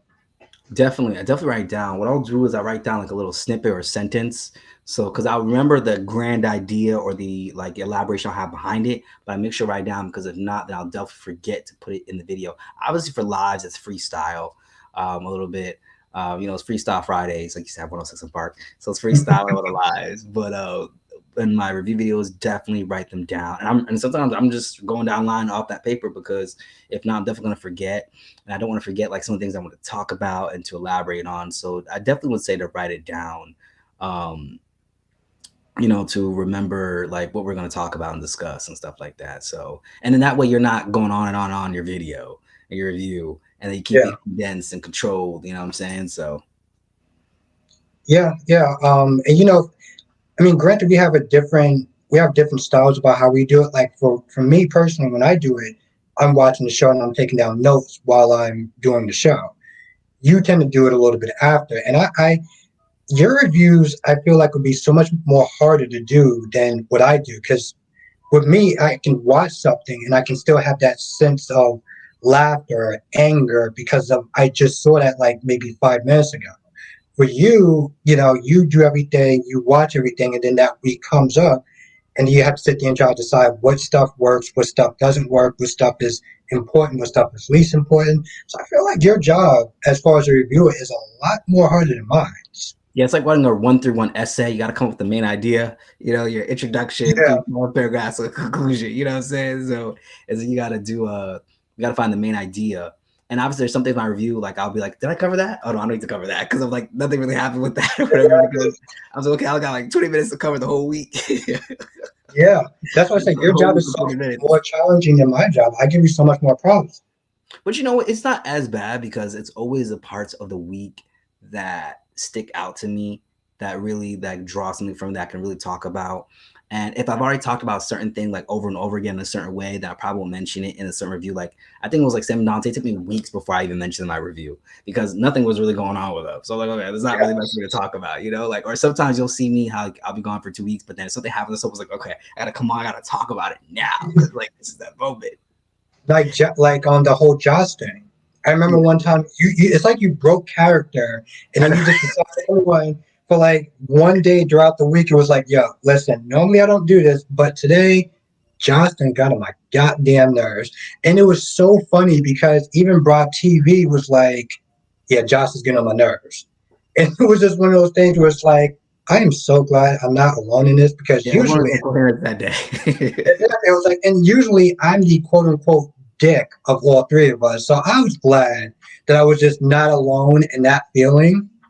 Yeah, yeah, I remember that day. I remember that when she was just so sanctimonious to Sunny, and it's still a weird. This is why I say GH is just having such an identity crisis, because how is it that the man, this his blood money put food on your table, you know, spaghetti and Corinthos coffee or all sorts of it's on your table for years, and now you got a problem with it, and I'm like, okay, there's an identity crisis there with that storyline because even though her parents, even though Carly and Sunny divorced, I would think that she would still have somewhat of a respect for Sunny, but that's completely lost. And that's what I'm saying. Like, and then you go over to the vets, and they have their own identity crisis with their storyline, where it's like that's not like it's okay what the characters doing things differently, but it's just so off the Richter scale. Even Michael just being so mad at Sunny for the affair, you know, and Willow, like, you Exactly. weren't Just mad at him for killing your father, but okay. exactly. And yeah, and that's you're 100% right I about was that. trying to take a vendetta against Especially with him. yeah, especially with the Michael and Sunny thing. But we've talked about this before, so you know that this is just coming across as more Forrest than maybe Sunny or Maurice Bernard, last hurrah Exit. in the show. Yeah. Well, yeah, exactly. Just on a side note, I actually did find another soap opera commentary. She does Y&R reviews. Like she Yeah, I just remember does you Y&R, mentioned that. You did mention that. You did mention that. and I was just like, that's crazy.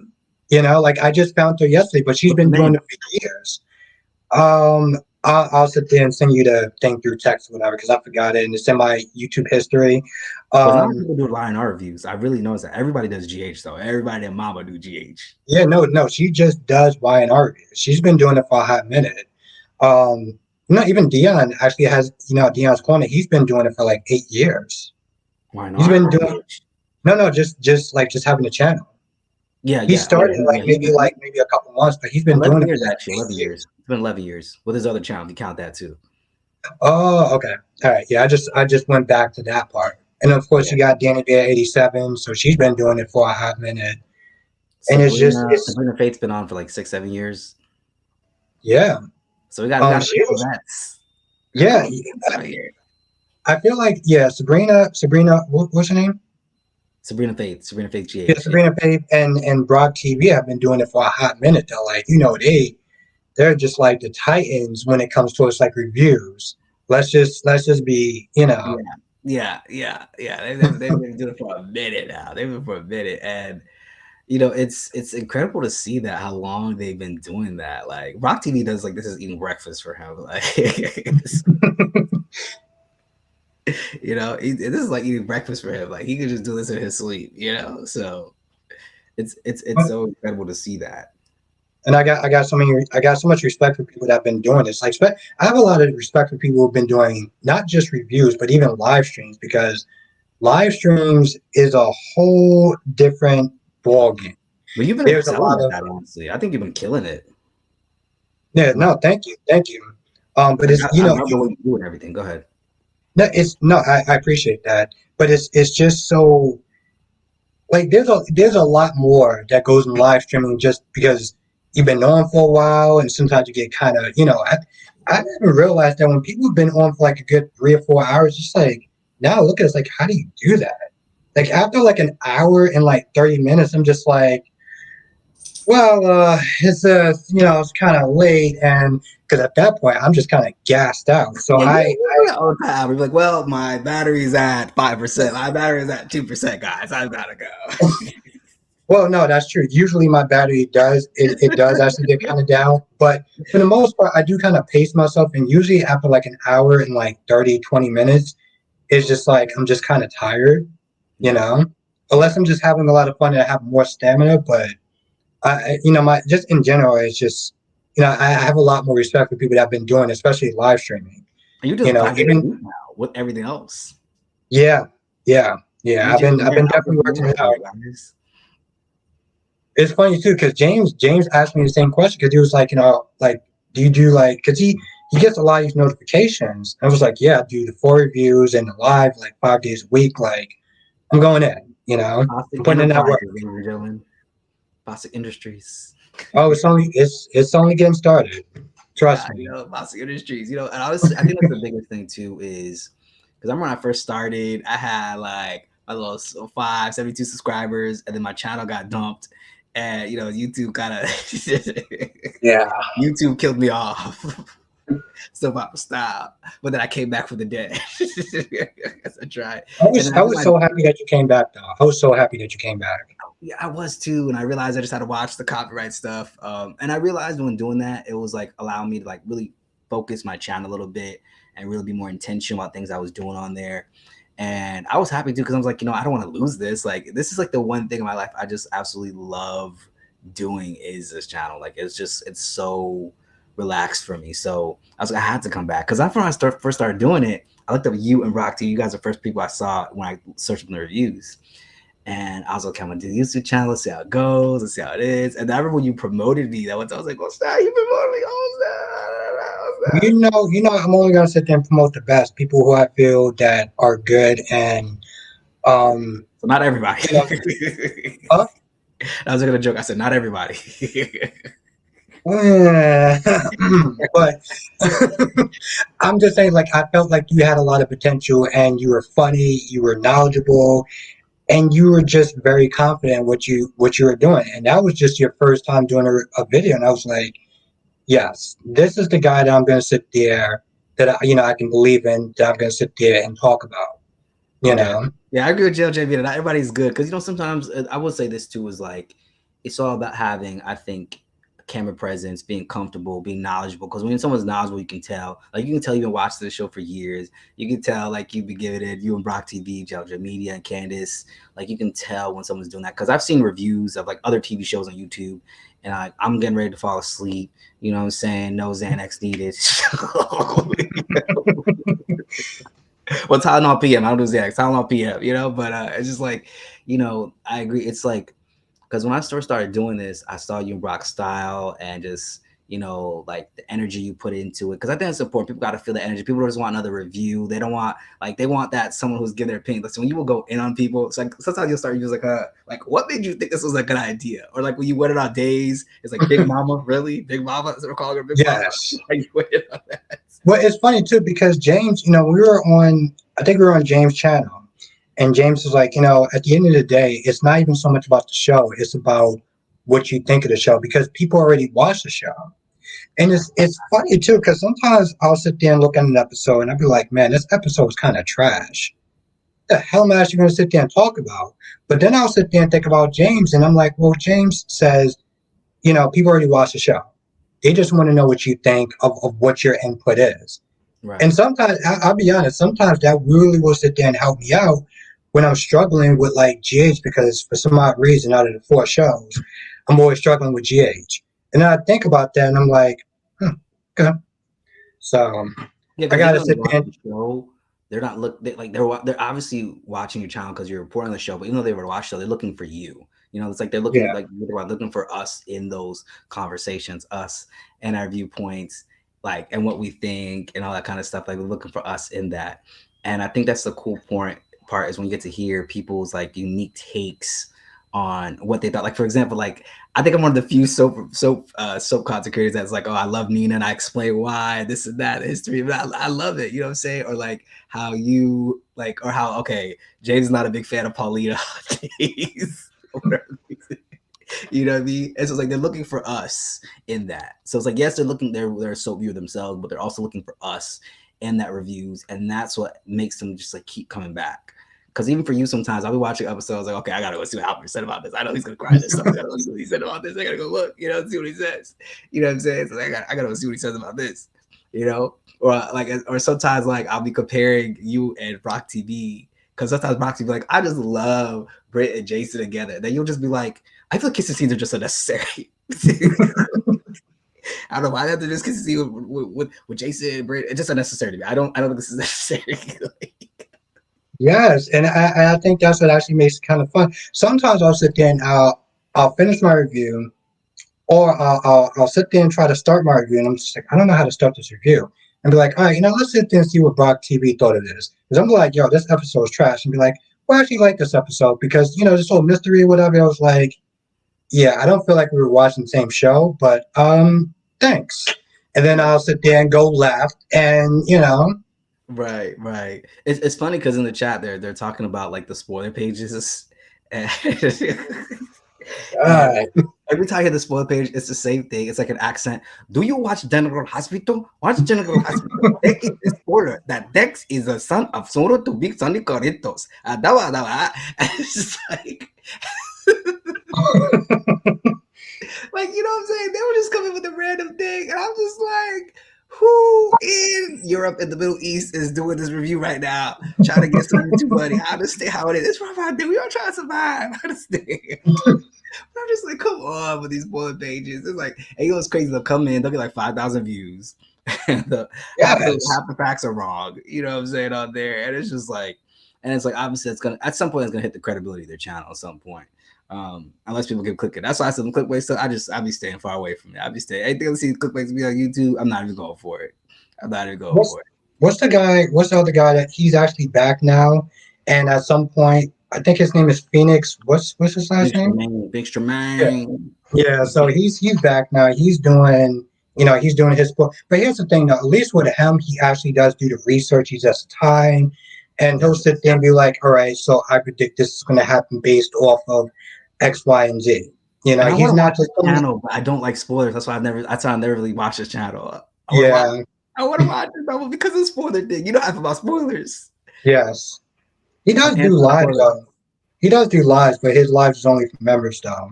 So Right, right. Because I want to support his channel, but it's just the spoiler aspect. So it's like because that's the thing about me.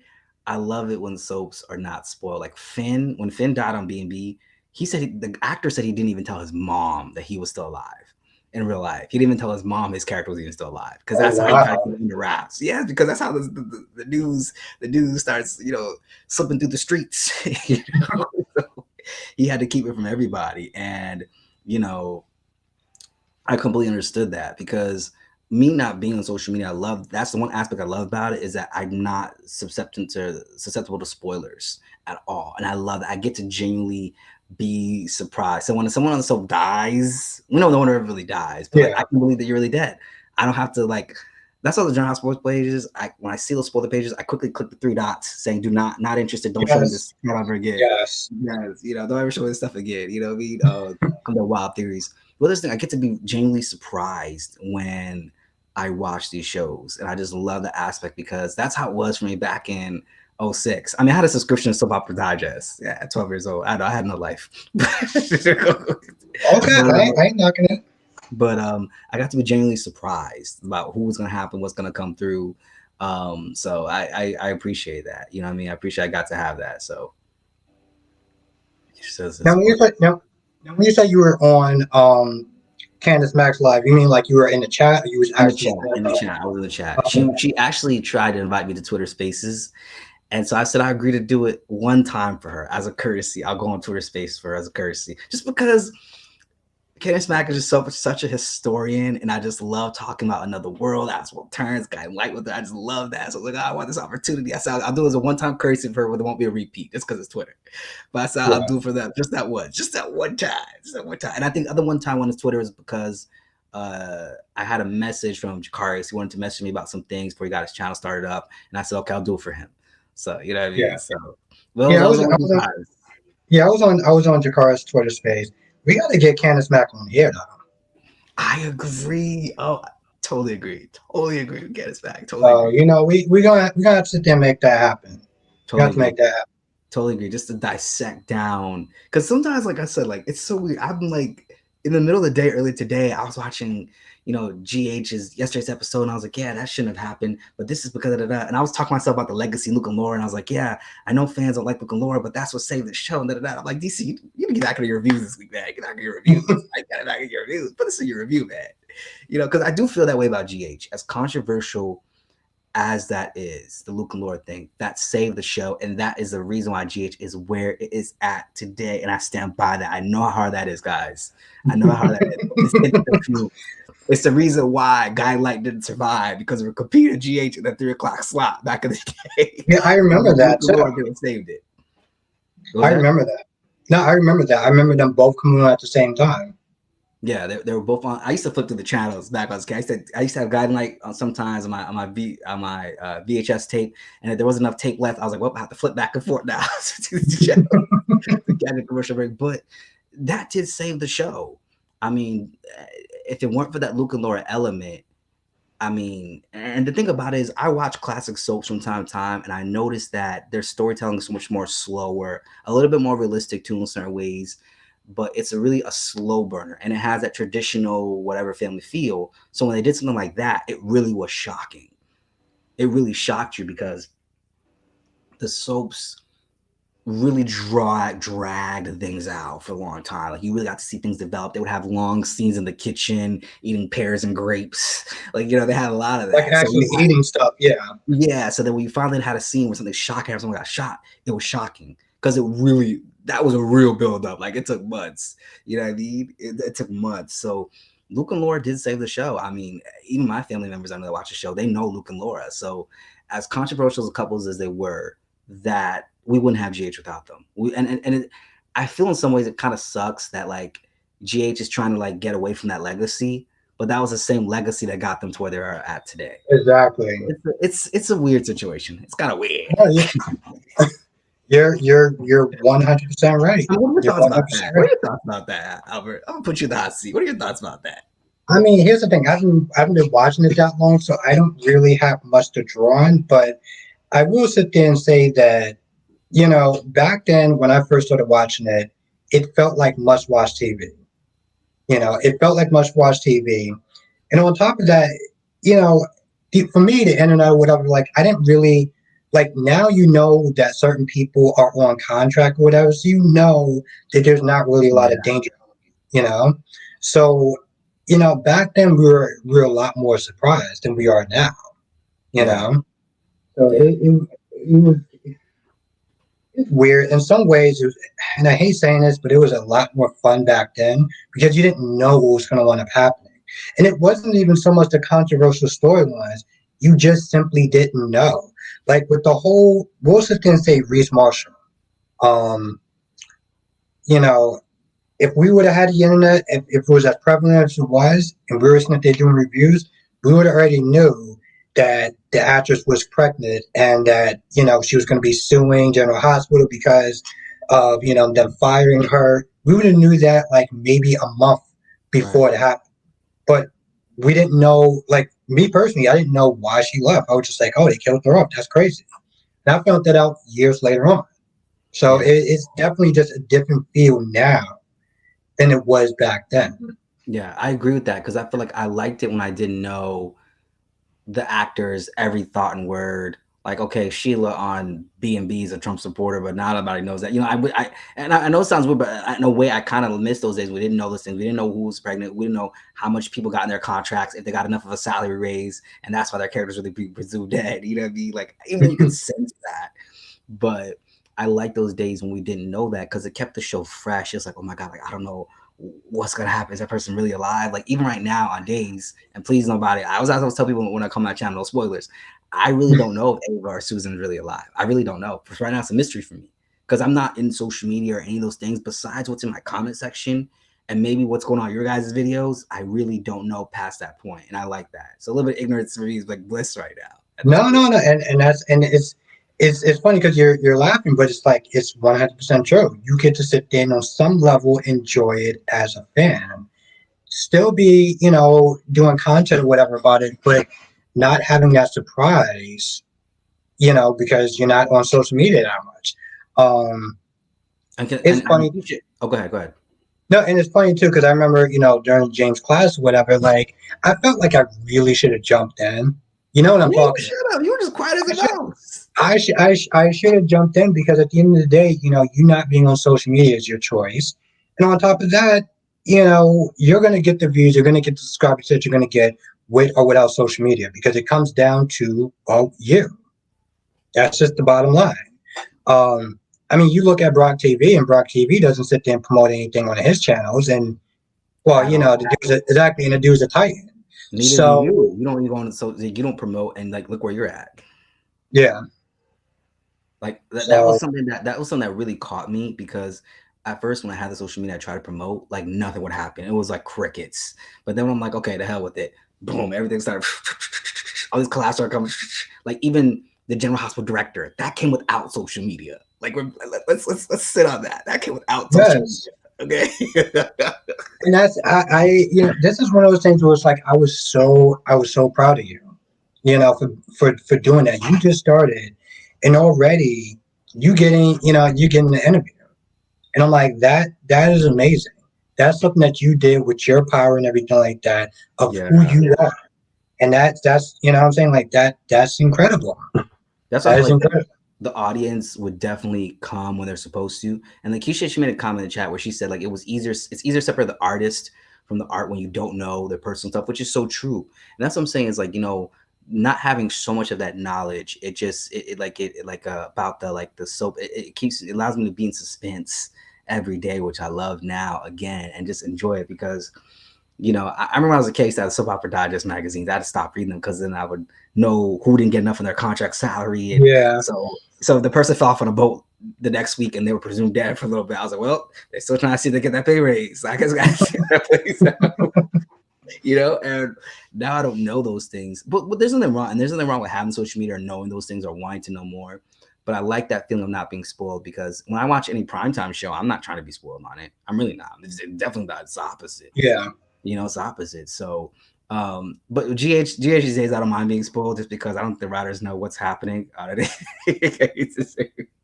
But I miss those days. I that's why I'm glad to like reliving that right now, and that's why I just feel like even with the soaps, just being able to just enjoy it for what it is. Because if I was on social media, I know I would see the hashtags, and then people would just post, "Oh, this is gonna happen today," and like, damn, like I didn't want to know that. Like I want to be surprised, and so I have to go quickly go watch it out because I've been spoiled.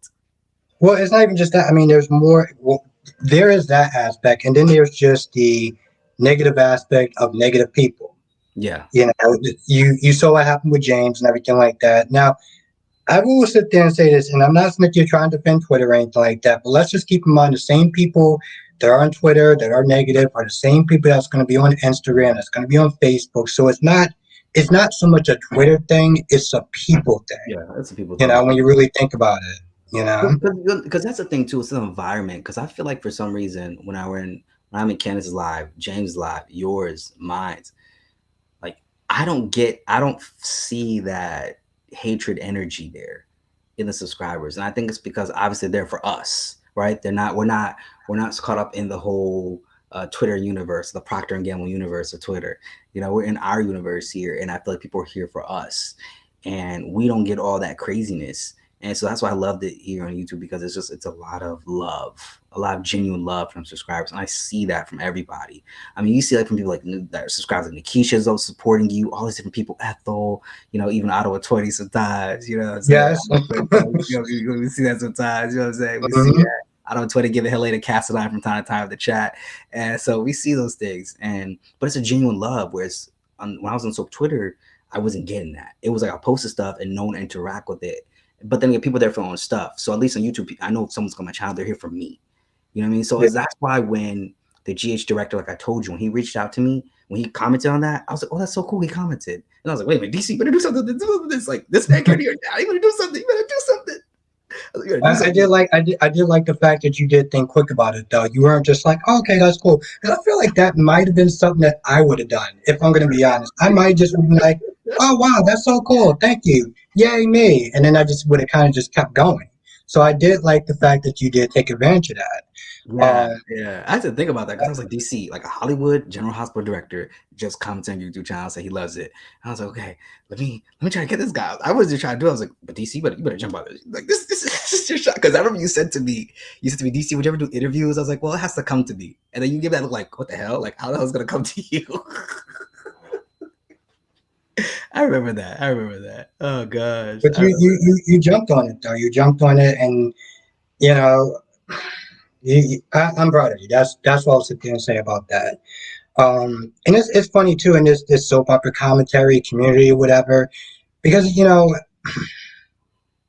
I do love the fact that a lot of people are supportive of other people, like James. James, me and James will sit there and we'll butt heads about stuff, but he's always very supportive of all the different soap opera, commentaries. What the hell was that about? Um, he's always very supportive of everyone that you saw that, right? No, what was that? It was like my faces did this and then it did that. No, I haven't seen Anyway, okay, so it didn't happen. But the point is, like, he's very supportive, and I haven't actually ran into one person that isn't, like you've been supportive, Brock has been supportive, and I just love that within our whole sector. it. Um, It's refreshing because it doesn't even feel like competitive or anything like that. Like I appreciate that. But It's kind of competitive a little bit, but it's not like I'm better than you. It's just like with me and you, it's like if you win, I feel like I win. Like you got that interview, that was on you, and I couldn't be more prouder, more happier for you. You right, know? right. Yeah, that's the thing too. It's like I appreciate that where everyone's so supportive. I mean, seeing you promote my stuff, Brock promote my stuff. When I was on Twitter, James had retweeted me. You know what I'm saying? To see all that. Like I think that was a pretty cool um just kind of seeing. I think the lady who played Miss Wu retweeted me, I think. I'm not sure. I Yeah, think she did. I remember. Well, she had the deal. She liked your she tweet. liked I it. remember that. Yeah, she liked it. Which I was like, okay. I was like, oh snap. Maybe I I should do remember something with that. that. I don't know. Maybe I should do something with that. I don't know. Maybe I should. Maybe I should hop on something to Yes, reflect this message. I don't know. Maybe I should do something with that. I don't know. I don't know. But honestly, it's cool to see the support there, and I think that's what makes this like a very enjoyable to do. It makes it really enjoyable to do that. So for that, I feel very grateful. I feel very grateful for that. I mean, because I remember when I first saw you on your YouTube, you were going at 5 days a week. Because you and Brock were the only ones I knew of until I was open up to the whole other universe. Everybody else, you know what I'm saying? So it was incredible to see that. It was incredible. and I'm still sitting there finding new people. Like I said with the woman from she does Y&R and stuff like that. A couple weeks ago, well, actually a couple months ago, I found out about Danny Bear 87. Wait, Um, the lady does YNR. She called like GH spoilers because one lady she's called GH YNR or GHJ spoilers. She's an older lady. no, no, Wears like a turban. yep, no, I know who you're talking about. She got that Not motherly her. vibe. I love her. She's got that little motherly vibe. I love Yeah, it. no, she's Caucasian. So Isn't she black? no, she's no. The woman you're talking about is Caucasian. She does GH and she does YNR. I'm talking about another person that just does specific YNR reviews. I could have sworn when I was talking about like I've seen her like she's black. Unless I got No, my. no, no, no, no, no, no. That I know who you're talking about. Mhm. That's the woman. She got the thing on her head, and Yeah. she got like GH on one, and then YN on the other. I know who you're talking about. That's not what I'm talking about, though. No, I know that's not what you're talking about. I know that's not what you're talking about. I know he's not. But I was bringing it up. Uh, I know it's not. I know it's not. I know it's and not. then and of course there's Busybody. Busybody Bear Yeah. Ass. That's a Mm-hmm. very unique channel, Busybody Bear Ass. It's very unique. Wayne Yes. Talk Soaps. Have you checked out Wayne Talk Soaps? Yes. Oh my He's similar to God. Busybody Bear Ass. Yeah. Yeah, he did it. He Similar did to a Nick Cannon. video about. It's Yeah, he crazy how did a he does video it. about. He did a video about the soap operas that broke or whatever. It was hilarious. I don't know Yeah, if you he's saw that, funny. but it was hilarious. He does it in like 2 or 3 minutes. Like it's like an art. Like he does. I was like, I love that. Like, how do you just like Yeah, get that down? Like the punchliners and boom, boom, bam. and his numbers are he's up there, so he's doing great. Like it's so crazy because I'm always wondering how they do that. What is their secrets or their algorithm? It's so cool to see them do those things, and like because him and Busybody Bear Ness, I feel like they have a similar format. the way they do things. It's very similar. Well, Busybody, it doesn't Busybody does the comments. She reads the comments and stuff like that also. She reads Yeah, people's live yeah. comments. Just shout them So out. Yeah, yeah, that's actually pretty cool. yeah. Just Like when shout you them out. really think about it, yeah. Yeah, just shout So out the comments and stuff like that. So I think that is pretty amazing. Like everybody's doing it nowadays. So like, oh, like everybody has something to choose for. So it's like Baskin Robbins, all them so many flavors. Something to choose some for everybody. Now, here's now the thing. I will say this: I can't totally, subscribe to everybody because I'll get overwhelmed. I have to. I yeah, have my strict 7. I gotta stay to it right now. You know what I'm saying? I gotta stay where I yes. got right now. Enough of my plate. But you do watch Dion's Corner though, right? I've seen you've been on Yes, Dion's yeah, I've Corner. been on his live. Yeah. I've been on his live. He's part of that. He's part of that 9 that I have, the divine 9. For the divine 9 that I got. A little bit Panhellenic reference I did there, but he's part of that divine 9 because there's so many people now coming out there now with reviews. I would love to support all of them, but I got things to do and I have the job. I got to pay the bill. So, I got things to do. I can't watch everybody now. I can't watch everybody. But I try to support people as many as I can. But like I think it's Dion Corner I watch, JLJ Media, you, Brock, Sabrina Faith when she does come out with something. Candace, of course. I love Candace. Just literally listen to her all day. I'm like Nikisha. I listen to her talk all day. What Um, about Lenikia? Lenikia? Lanikia, from time to time, and I think that just about sums it up. I think that just sums it up. I'm Because adding that was so Jakari a little bit to my roster because I want to add Jakari to my roster here. okay, yeah. Um, I think that's about it. I don't think I have room for nobody else. I'm Yeah, I'm no, I'm that's booked. nine. That's yeah, you're good. Yeah, that's I'm nine. booked. I'm booked and busy. Because even when I listen to people's reviews, I can only re-listen to the Friday reviews because like I just have so much to do during the day. I'm watching myself. I watch almost close to 9 soaps a day. Yes, because you do watch the South African The soaps and stuff international like soaps, that. yeah. So I watch Yeah. like 9 soaps, and that kind of tough spread that out. Honestly, I don't have time for that. I stay with American soaps mainly because one, I'm used to that for the most part, and also because I'm going to review them at some point. So I know I gotta be because I can't come in your chat and not know nothing for weeks. I'm gonna get spoiled like crazy. So Yeah, I gotta know yeah, you something when I will. come up in here. I gotta know something when I come up in here. So but yeah, those are the main 9 that you know uh that I really really support. I see. I know you saw that, right? You saw that. What? Monique's question. That's a good question. You want to take that? Oh, okay, yeah. Monique says, DC and Albert, do you ever get mad when you can figure out what's going to happen the first scene of a movie or a soap? You ever get mad? I don't. No, I don't. I don't get mad. I think sometimes I'll just be disappointed. Like if it's just so obvious, I'll just be like, ah, yeah, I saw that coming. I Uh, honestly, especially when I'm doing a review, because then it's just like, I gotta sit there and talk about this thing that I knew was gonna happen, that everyone knew was gonna happen. And it's just like, it's like they just make my job so much more harder than it needs to be. But what about you, though? I honestly don't get too mad. I just get disappointed when they do something that's too predictable. Like the Jada storyline on Days was not predictable. I didn't see her doing that at all. I didn't know she was gonna go get abortion at all. I was like, I did not see that coming. Like Yeah. she Hmm. just like did it like it was like eating breakfast. Like she's like, yeah, I got an abortion. I was like, damn, I didn't know she was gonna do that. Like that shocked me. Or like when okay, I knew Ava and Susan were gonna fall off the mountain, right?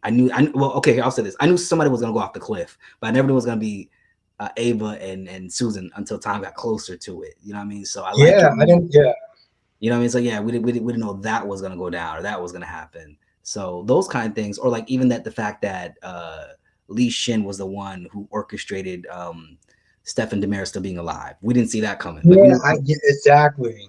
you know what I'm saying? That was good. That was a good twist. I will sit there and give him that, especially seeing how they don't, up until that point, they didn't really do that much with Shen. They really didn't. Like they had him come in or whatever. He would be kind of a snob. Sometimes he'd be kind of a dick, but that would be about it. But actually seeing him actually do stuff, it was like, oh wow, okay, this is a twist I didn't see coming. But yeah, like you said, disappointed. But I think sometimes for me with shows, especially with like soap operas, it's more disappointing to me because it's like, because then I gotta sit there and talk about it, and I gotta be bored about talking about it, and I want to make my review fun. And I can't have fun if I'm not talking about a fun subject. You know Right. what I'm saying? Right. Because I like it when soaps. Okay, well, Lakeisha, when I say I like soap surprise me, I mean to say that I like them to surprise me in a good way because, like for example, with Days, because Days has been giving out really, really good surprise because Lee Shin has been on the show I think for almost close to 2 years. But they've just now really expanded his role. Like you said, he would just come in from time to time and smile and say, "Yeah, ha ha ha," and then now they really expanded his role. They gave him a sister, they gave him a father, they gave him a backstory. I was like, what? And so that was kind of cool to see that expansion. Like that was a surprise for me too. Like GH, I want to say back in the day there were times that GH did kind of surprise me because it was very high intense of an action. Or like for example, on One Life to Live when Gigi Marasco was holding her niece Sierra Rose, the baby, and she was standing on top of the ice globe or whatever, and like as viewers, we didn't know if she was gonna fall down or whatever, and she did. She fell out with the baby. It's like, I was like, oh snap! And I was like, oh my god! I was like, and it was a Friday episode, like that type of stuff. That's why I said I love high stakes moments on soaps when it's done right. Holly's moment was not. It just fell flat on me. Her on fire. I was like, oh, okay, like I don't know what that It was. was more laughable for me than anything else. Like I Yeah, laughed. you could take it seriously. No, I could not. I found it more funny than anything else. Man, when she started running out there and he was all like, Holly, and I'm just like, Holly. I was just like, okay, like this is just so terrible. It didn't okay. Like when Trip jumped out the window on Days, yes. he just said, I was like, oh my god, like that was a moment that got you. I was like, whoa, they really just did that. They really Yeah. just did that. That was the type of moments that you long for in a soap, and like you don't know if he's gonna make it or not, and they actually killed him. I knew that he was gonna be alive because I saw someone post somewhere. I don't know. I think it was someone your video. I was like, damn it, I shouldn't have watched Albert's video today. Damn it. So the comment section posted Bo was gonna make him alive. I was like, damn it. But honestly, like those moments are good because they keep you in suspense. And when a soap can keep me in suspense, I'm there. I like GH used to do that back in the day, Yeah. especially with the Well, even Christina Keeper thing. Go ahead. but even the case was like when Heather jumped off the roof with Danny. Yes, when she was just like, "Yeah, I think I'm gonna take him with me." She just fell backwards as if she was just like going to bed. And I remember that story when she jumped off the roof with Danny and Taya Delgado, because the One Life to Live people were there at the time. She's like, Taya could scream. She goes, Yeah. I was like, that was good. That scene still gets me to this day. That was a You good want to get you want to get Black Mom's question? Okay, Question? so he says, do you think Deacon is getting ready to be exposed for knowing Sheila is alive and hiding her? Deacon and Sheila. Okay, I'm gonna let you take it first. I'm gonna take it first. I mean, I'm gonna sit there and say yes, but Deacon and Sheila at this point, I don't understand how we went from oh, I'm just sitting there having you stay because, I'm looking out for you and I feel kind of bad for you. And, we are somewhat kind of friends to them sleeping together and, taking her out on romantic dates or whatever. It's just like, what? I feel like, what do they call that? When somebody is a hostage for a long time and then they Stockholm leave. syndrome. Yes, I felt like there was some sort of Stockholm syndrome or something. Because I'm just like, where did that come in from? You making out with him? Just like what? What? I thought that whole banging thing was just a one-time thing. What happened? The What thing is about you? with Deacon and Sheila, I was actually enjoying them together, even though I still couldn't take them seriously at the same time. Um, I would just.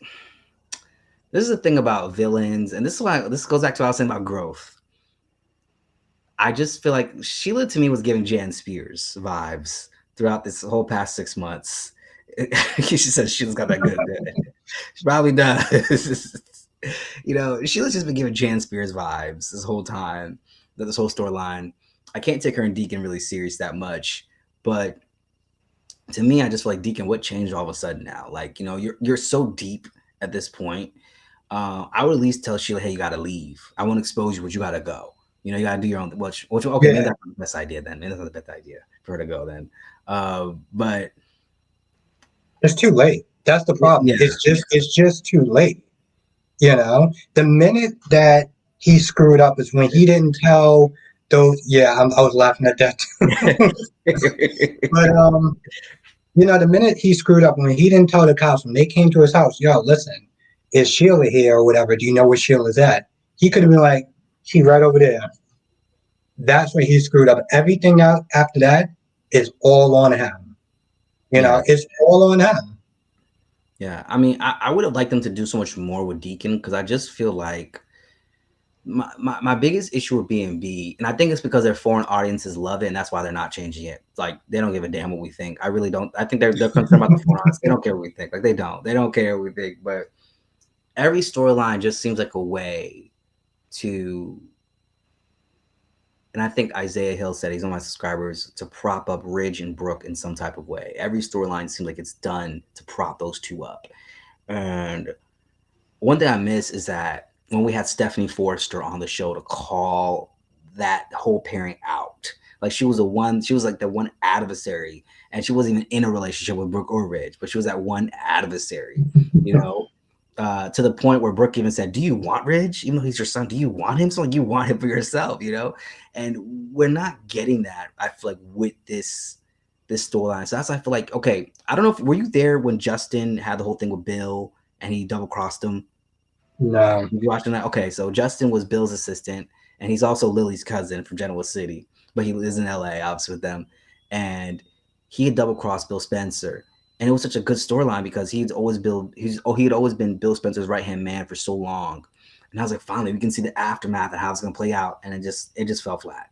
It just fell flat after that. And B&B will do that. They have a great storyline going, and then make it fall flat. Like Thomas going crazy. They did it for a while, make it fall flat, and now he's back to being a villain again. It's just all over the place. I know we're talking about Deacon and Sheila. Sorry to get off topic, guys. Talking about Deacon and Sheila, but yeah. No, it's funny you were to say Isaiah is your, one of your subscribers, but he's also one of my subscribers. So in Yeah. reality, All we these kind of subscribers like actually them have, because they all came because from I me. was like, yeah, we got the same subscribers, and of course, our subscribers are all Brock TV subscribers. Uh, That's a given, right? yeah, Right? That's but absolutely given. I just remember the story. Well, when there was a point I did leave, and I don't remember what's his name, Thomas's friend who switched to Vinny. fraternity, whatever. Apparently, he Vinny. stepped out of traffic or whatever, and he Vinny. got Yeah. hit by a car. And I was just like, That was so stupid. So wait, I you were was there for that storyline. You were there for that no, no, then. no, no. I wasn't there for that. I went away, and people told me about it because I was like, what happened to? I forgot his name too. What was his name? Uh Liam? No, no, no, no. The guy that stepped out in front of traffic. Vinny. Yeah. And I was not there. In some ways, I was kind of glad that I didn't review it because I felt like if I would have reviewed that episode, I would have been so much of an insensitive dick because that just sounds so laughable to me.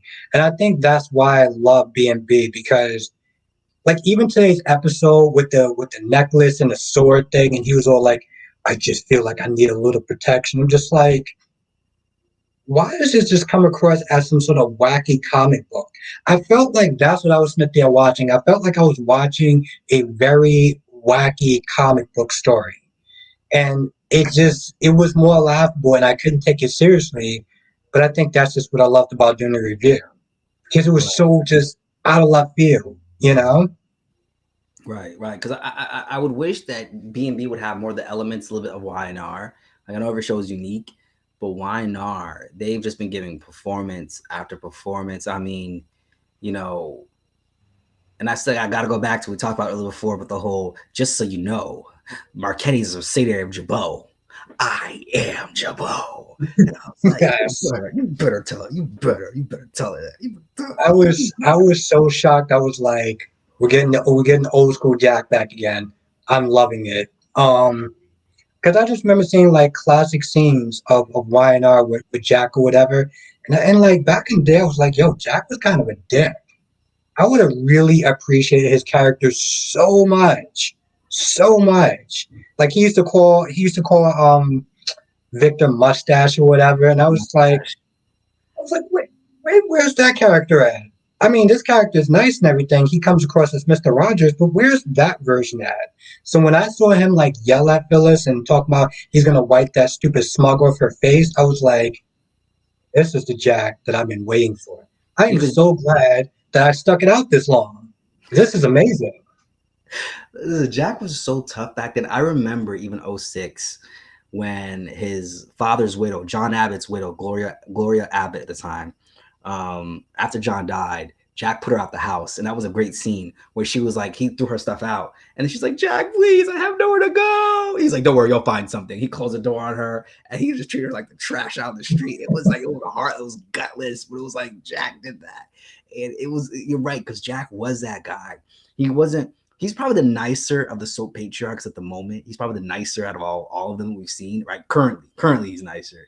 But that scene with Phyllis, and I feel like Phyllis needed that. She needed that from him because Oh she's yeah, been no, she trying for the definitely did. longest time. She needed that. Oh, I am Jabot. In other words, like I'm gonna put you out of your ass and fire you too. Like in case you forgot who really runs the show, it's me. I am Jabot. I was like, damn, that was a good scene. I was like, ooh. Yeah. There was even a scene where Ashley had switched Jack's paternity. This was a few years ago because her mother had Alzheimer's, and Jackie, not Jackie, Ashley tricked their mother into believing that Jack wasn't her that John Abbott wasn't Jack's biological father. She tricked her mother to do it while her mother had Alzheimer's, Oof. and Jack had found out about that, and she said she did that to get revenge on him because he had used the fact that she's not the biological daughter of John Abbott against her for like some business merger or something. And I remember that happened. He took up a chair. Once again, it was another chair seat. Took up the chair and threw it out the Jabot. This is like just a few years ago, you know. And then she goes, "Ah," and he walks out the room, and I was like, "Yes, you better."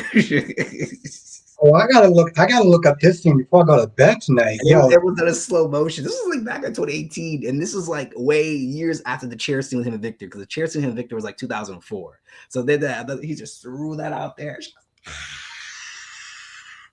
You know, like because at that time it was believed that Victor could have possibly been Jack's dad. It's like that's where the writers were alluding to, but it was a red herring because he still was John Abbott's daughter, John Abbott's son, but just that Ashley had made him think differently.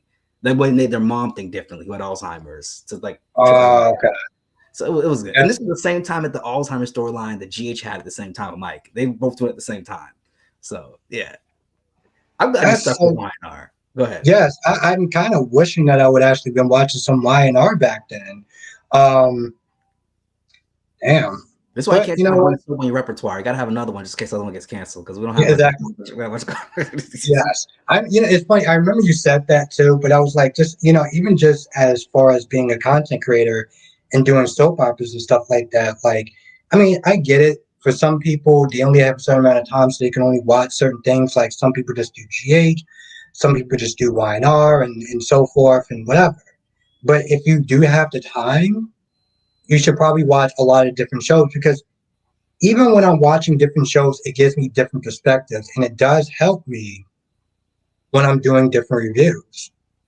So it has a whole new element. Even when I'm doing lives, like when I'm doing lives, the fact that I have so much material to talk from, I can talk about days, I can talk about GH, B&B, whatever. It just makes Yeah, my enjoy. lives. I feel like it makes it a lot more better because I have more stuff to talk about. Right, right. Um, and like even with James, I'm just like, man,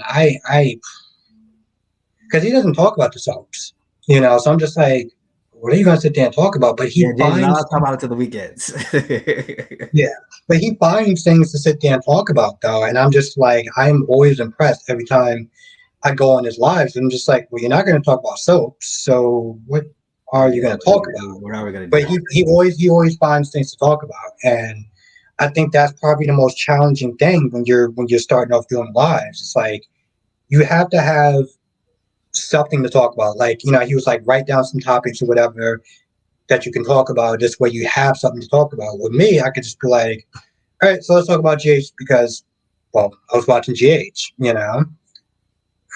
Do you find yourself making comparisons with characters on other soaps while you're watching soaps?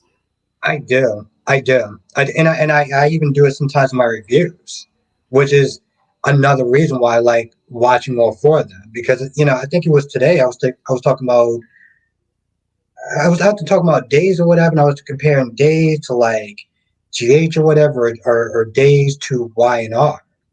So I found myself even doing that during my review. Because I mean, I've done that a lot. Obviously, like even on days when I've compared Gabby to Dorian Lord and Abby to Vicky based on their rivalry and the DID thing, obviously, and how uh, one of Abby's personalities was Gabby, which is so comical. But I found myself doing that a lot, making those comparisons. Or like I feel like Olivia is like the new Quarterman matriarch because she reminds me of Marie Bauer from Guiding Light from years ago when she became the Bauer matriarch. So it's just like I see a lot of those type of comparisons being made. And you're right. I think it does make it easier. That's why I'm happy you opened your reservoir. Yeah. Hmm. Because I think also it helps because a lot of we're starting to see a lot of people do watch all four. Or at least a three. You either watch all four, or at least a three. But yeah, I was comparing Ridge to Sunny because somebody in the comment section, yes, because somebody in the comment section was like, they both like to sit there and have women fight over them, you know, and they're both are just the type of people that just like, what was you saying? No, no, go ahead. Go ahead. I was listening. I listen.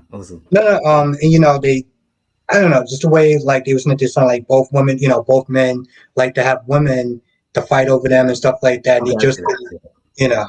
So I was meant to comparing that. I think it was on my B&B review because I was like, he's kind of giving me Sunny vibes as far as like, oh, he's going bouncing forth between this person, that person, and so yeah, But you know the thing is like Sonny and Carly bouncing back between each other years. We got a lot of breathing room. It didn't. I don't think it felt as bad as Ridge and Brooke. I know Ridge and Brooke, you're just yeah, introduced to them, but it didn't feel as bad as that. Like Ridge and no, Brooke, it was like even back then in '06, I used to see in the Soap Opera Digest magazine. They used to have viewer comments on there, like highlight viewer comments. And one comment said, "We're still doing Ridge and Brooke thing. This has been going on for 20 years." That was back in '06, and this is still not going on. That was '06, that issue I remember Soap Opera Digest. That was in 2006. All right, now we're in 2022. It's still yeah, happening. This is still happening. So I think it's yes. because of the recast thing, but I think it's so cool to see the comparisons with the different characters, even like with okay, let me ask you this. Okay, I know you watch One Life to Live for a small amount of time, but do you see a little bit of the One Life to Live element with Days or not so much?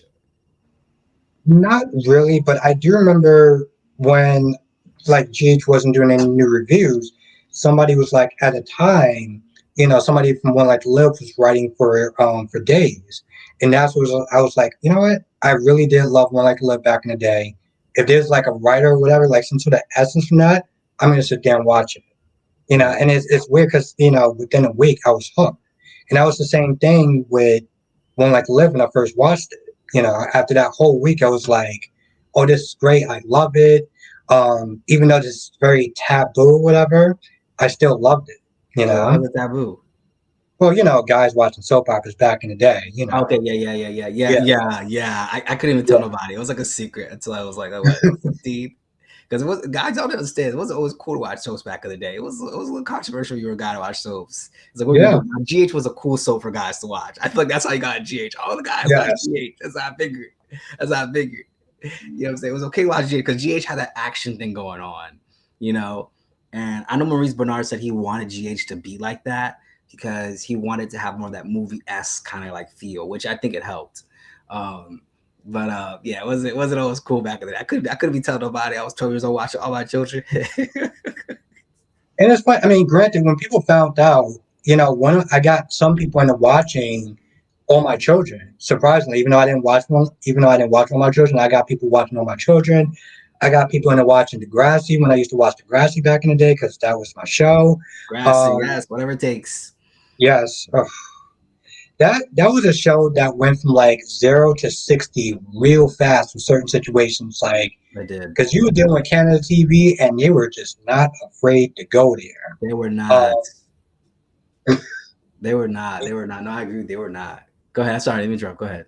no, no, but I'm just saying, like they were just not like some of the stuff that they were storylines that they had involved. Like I think there was even in the beginning. I think the character named Emma was like they're trying to talk to some guy online and wound up meeting like an actual pedo or whatever. And like this was like TV back in the day. Like something like this now, nah, that wouldn't The happen. actress who played Emma wasn't like young, like looking young, but she was 21. No, she really was the age that she was. Yeah, That So was to that put her in that story, yeah, to put her in that story, and just like the dude started acting all shady and weird, and like you just felt that tension. I was like, wow, this show is really going there. yeah, And that was a half an hour. That was a half an hour show.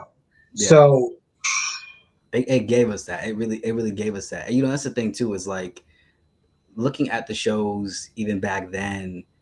And I would say with GH and One Life to Live were the soaps on ABC that gave us that kind of element. Because I remember I would talk to some guys like, "Oh yeah, we watch soaps. Yeah, we watch GH One Life to Live. All my children. Oh, that's for women.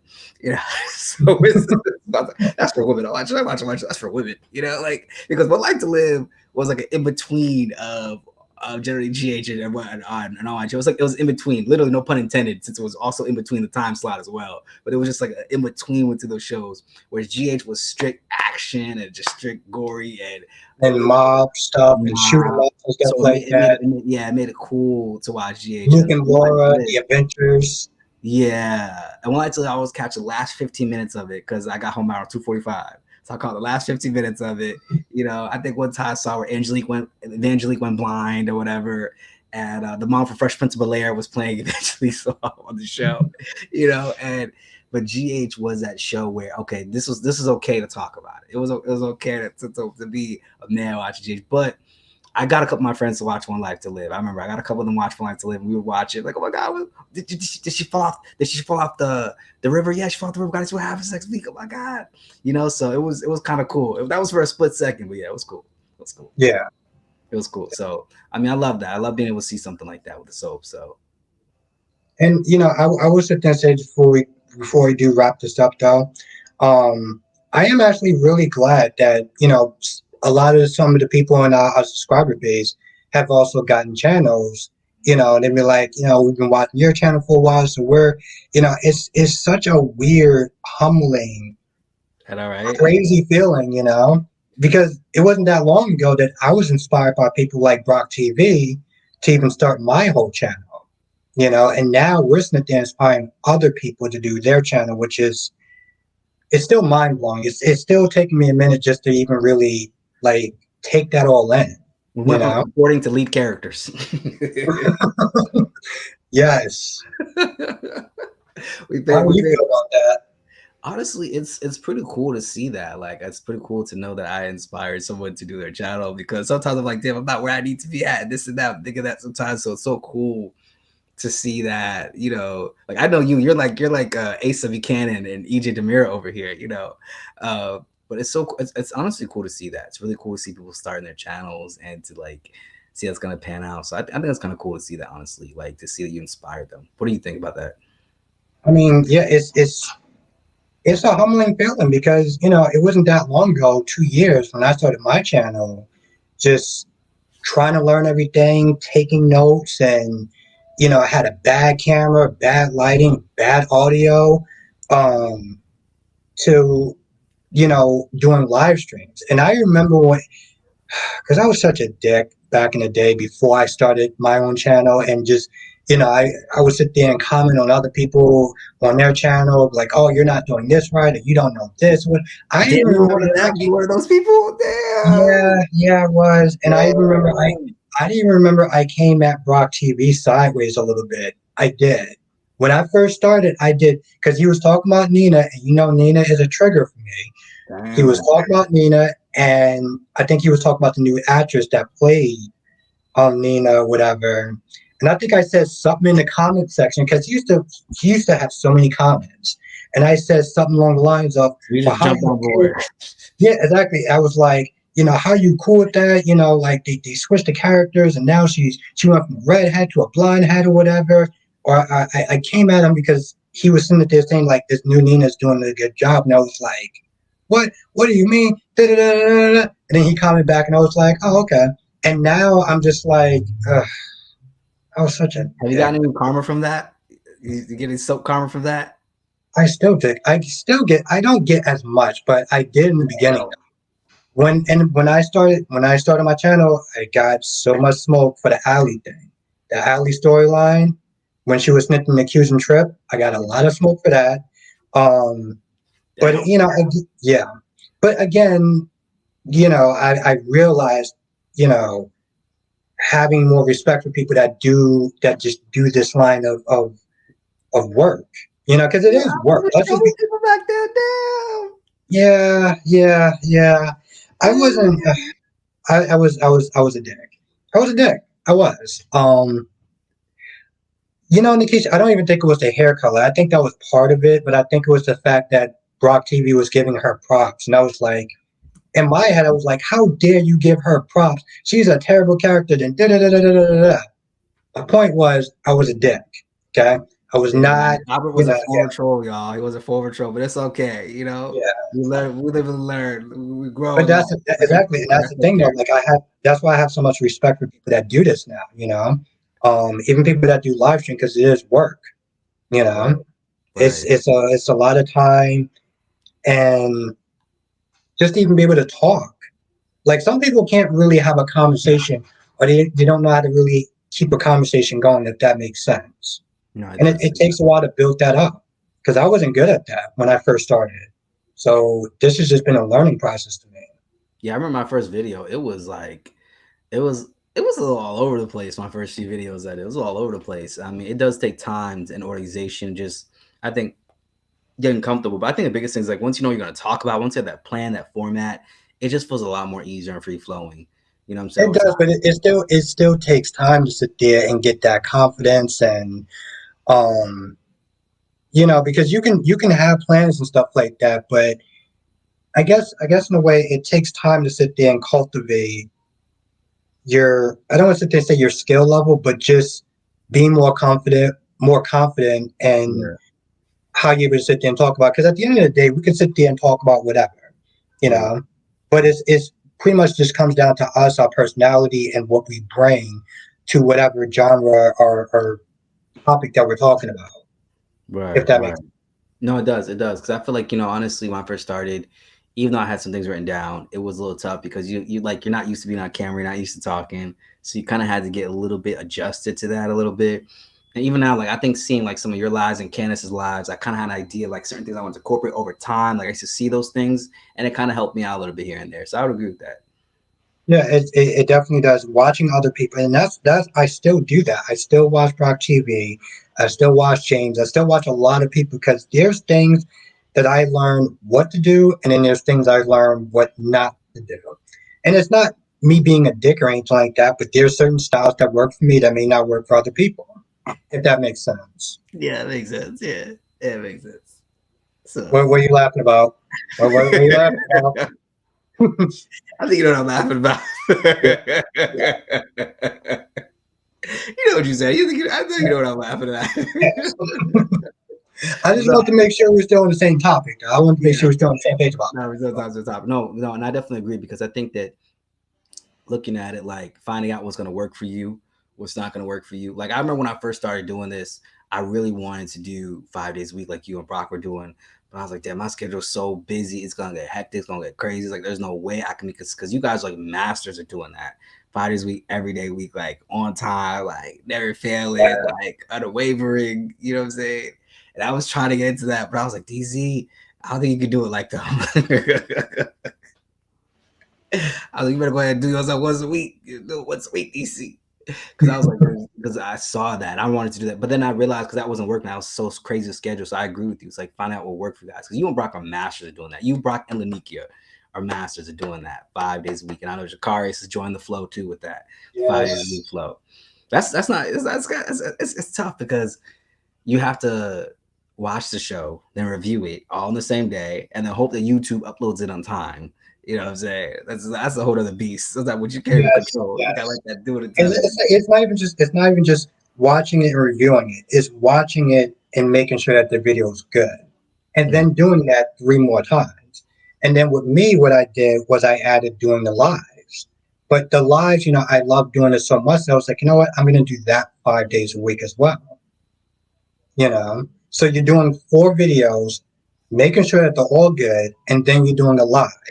So it pretty much becomes a job at that point. It's a fun job because I enjoy what I do and I enjoy talking to people, enjoy, just chopping it up with you and stuff like that. But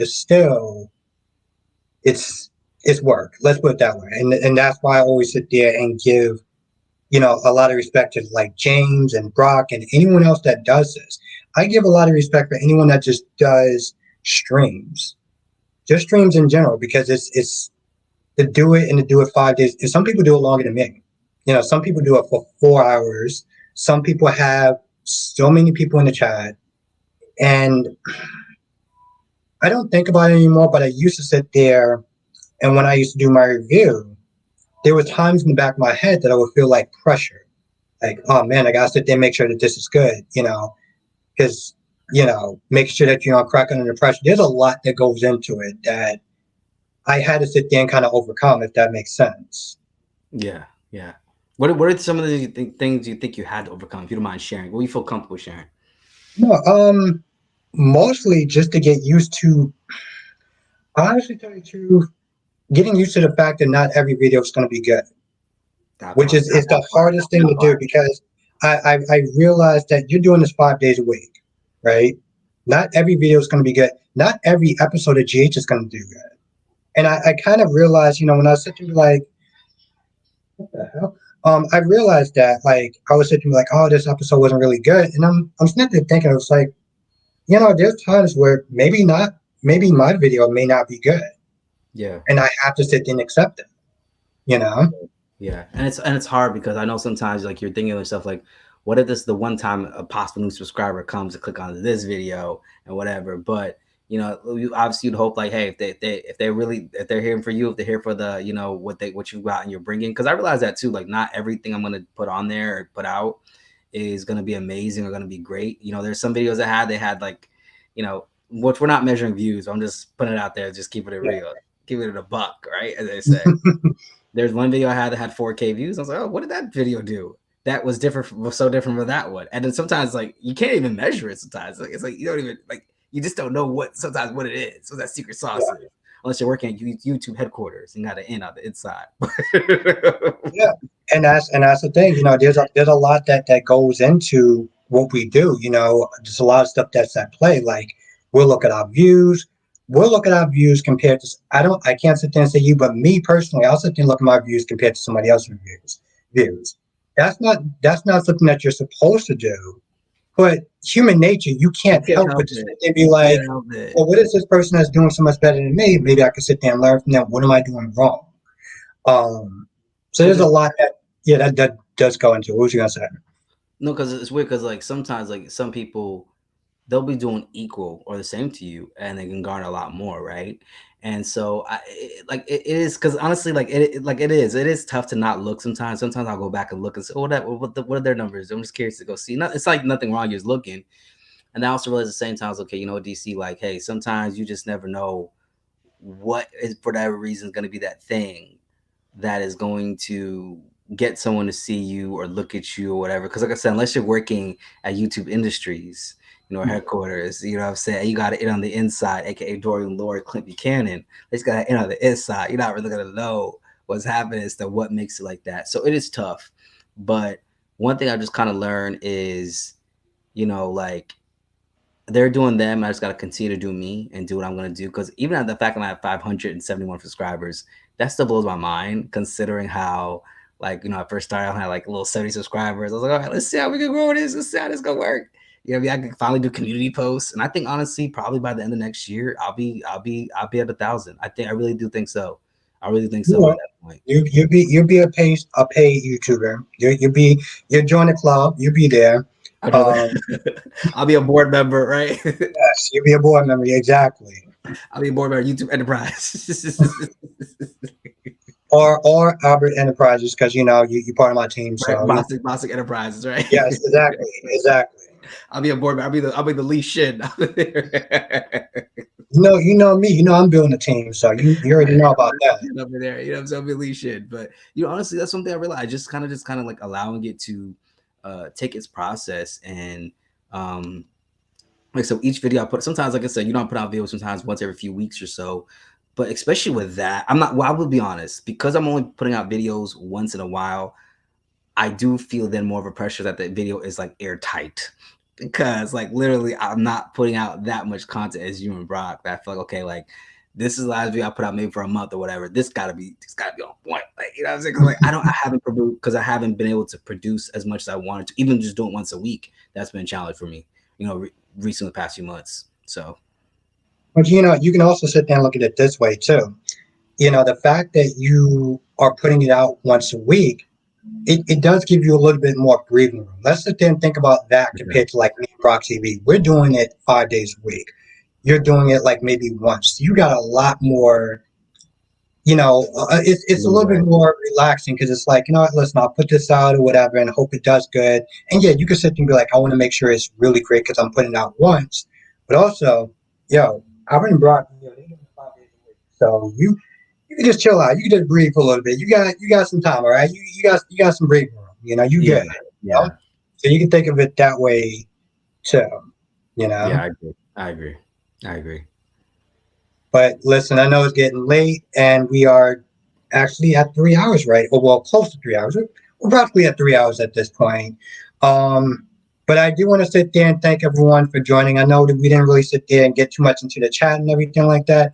But you know me, whenever I'm doing this 5 days a week, everyone gets my undivided attention. So I just want to thank everyone for their patience and understanding and everything like that. Any closing words you want to sit there and say, DC? Um, Live long and prosper.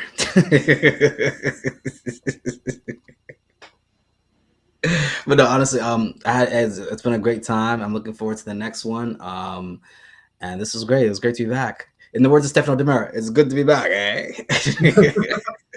But yes, thank you, DC, for joining tonight because I know things been a little crazy and everything like that.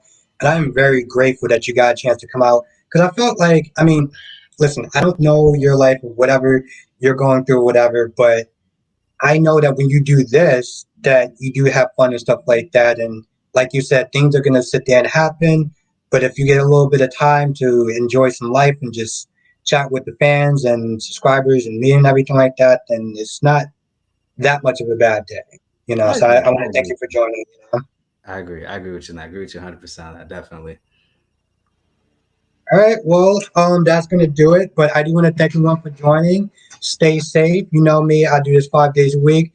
Definitely, if you're not following DC, follow him because he's always doing some great content between like skits and stuff like that and reviews. Um, that's my guy, and I'm very proud of just being friends with him and just working with him in general.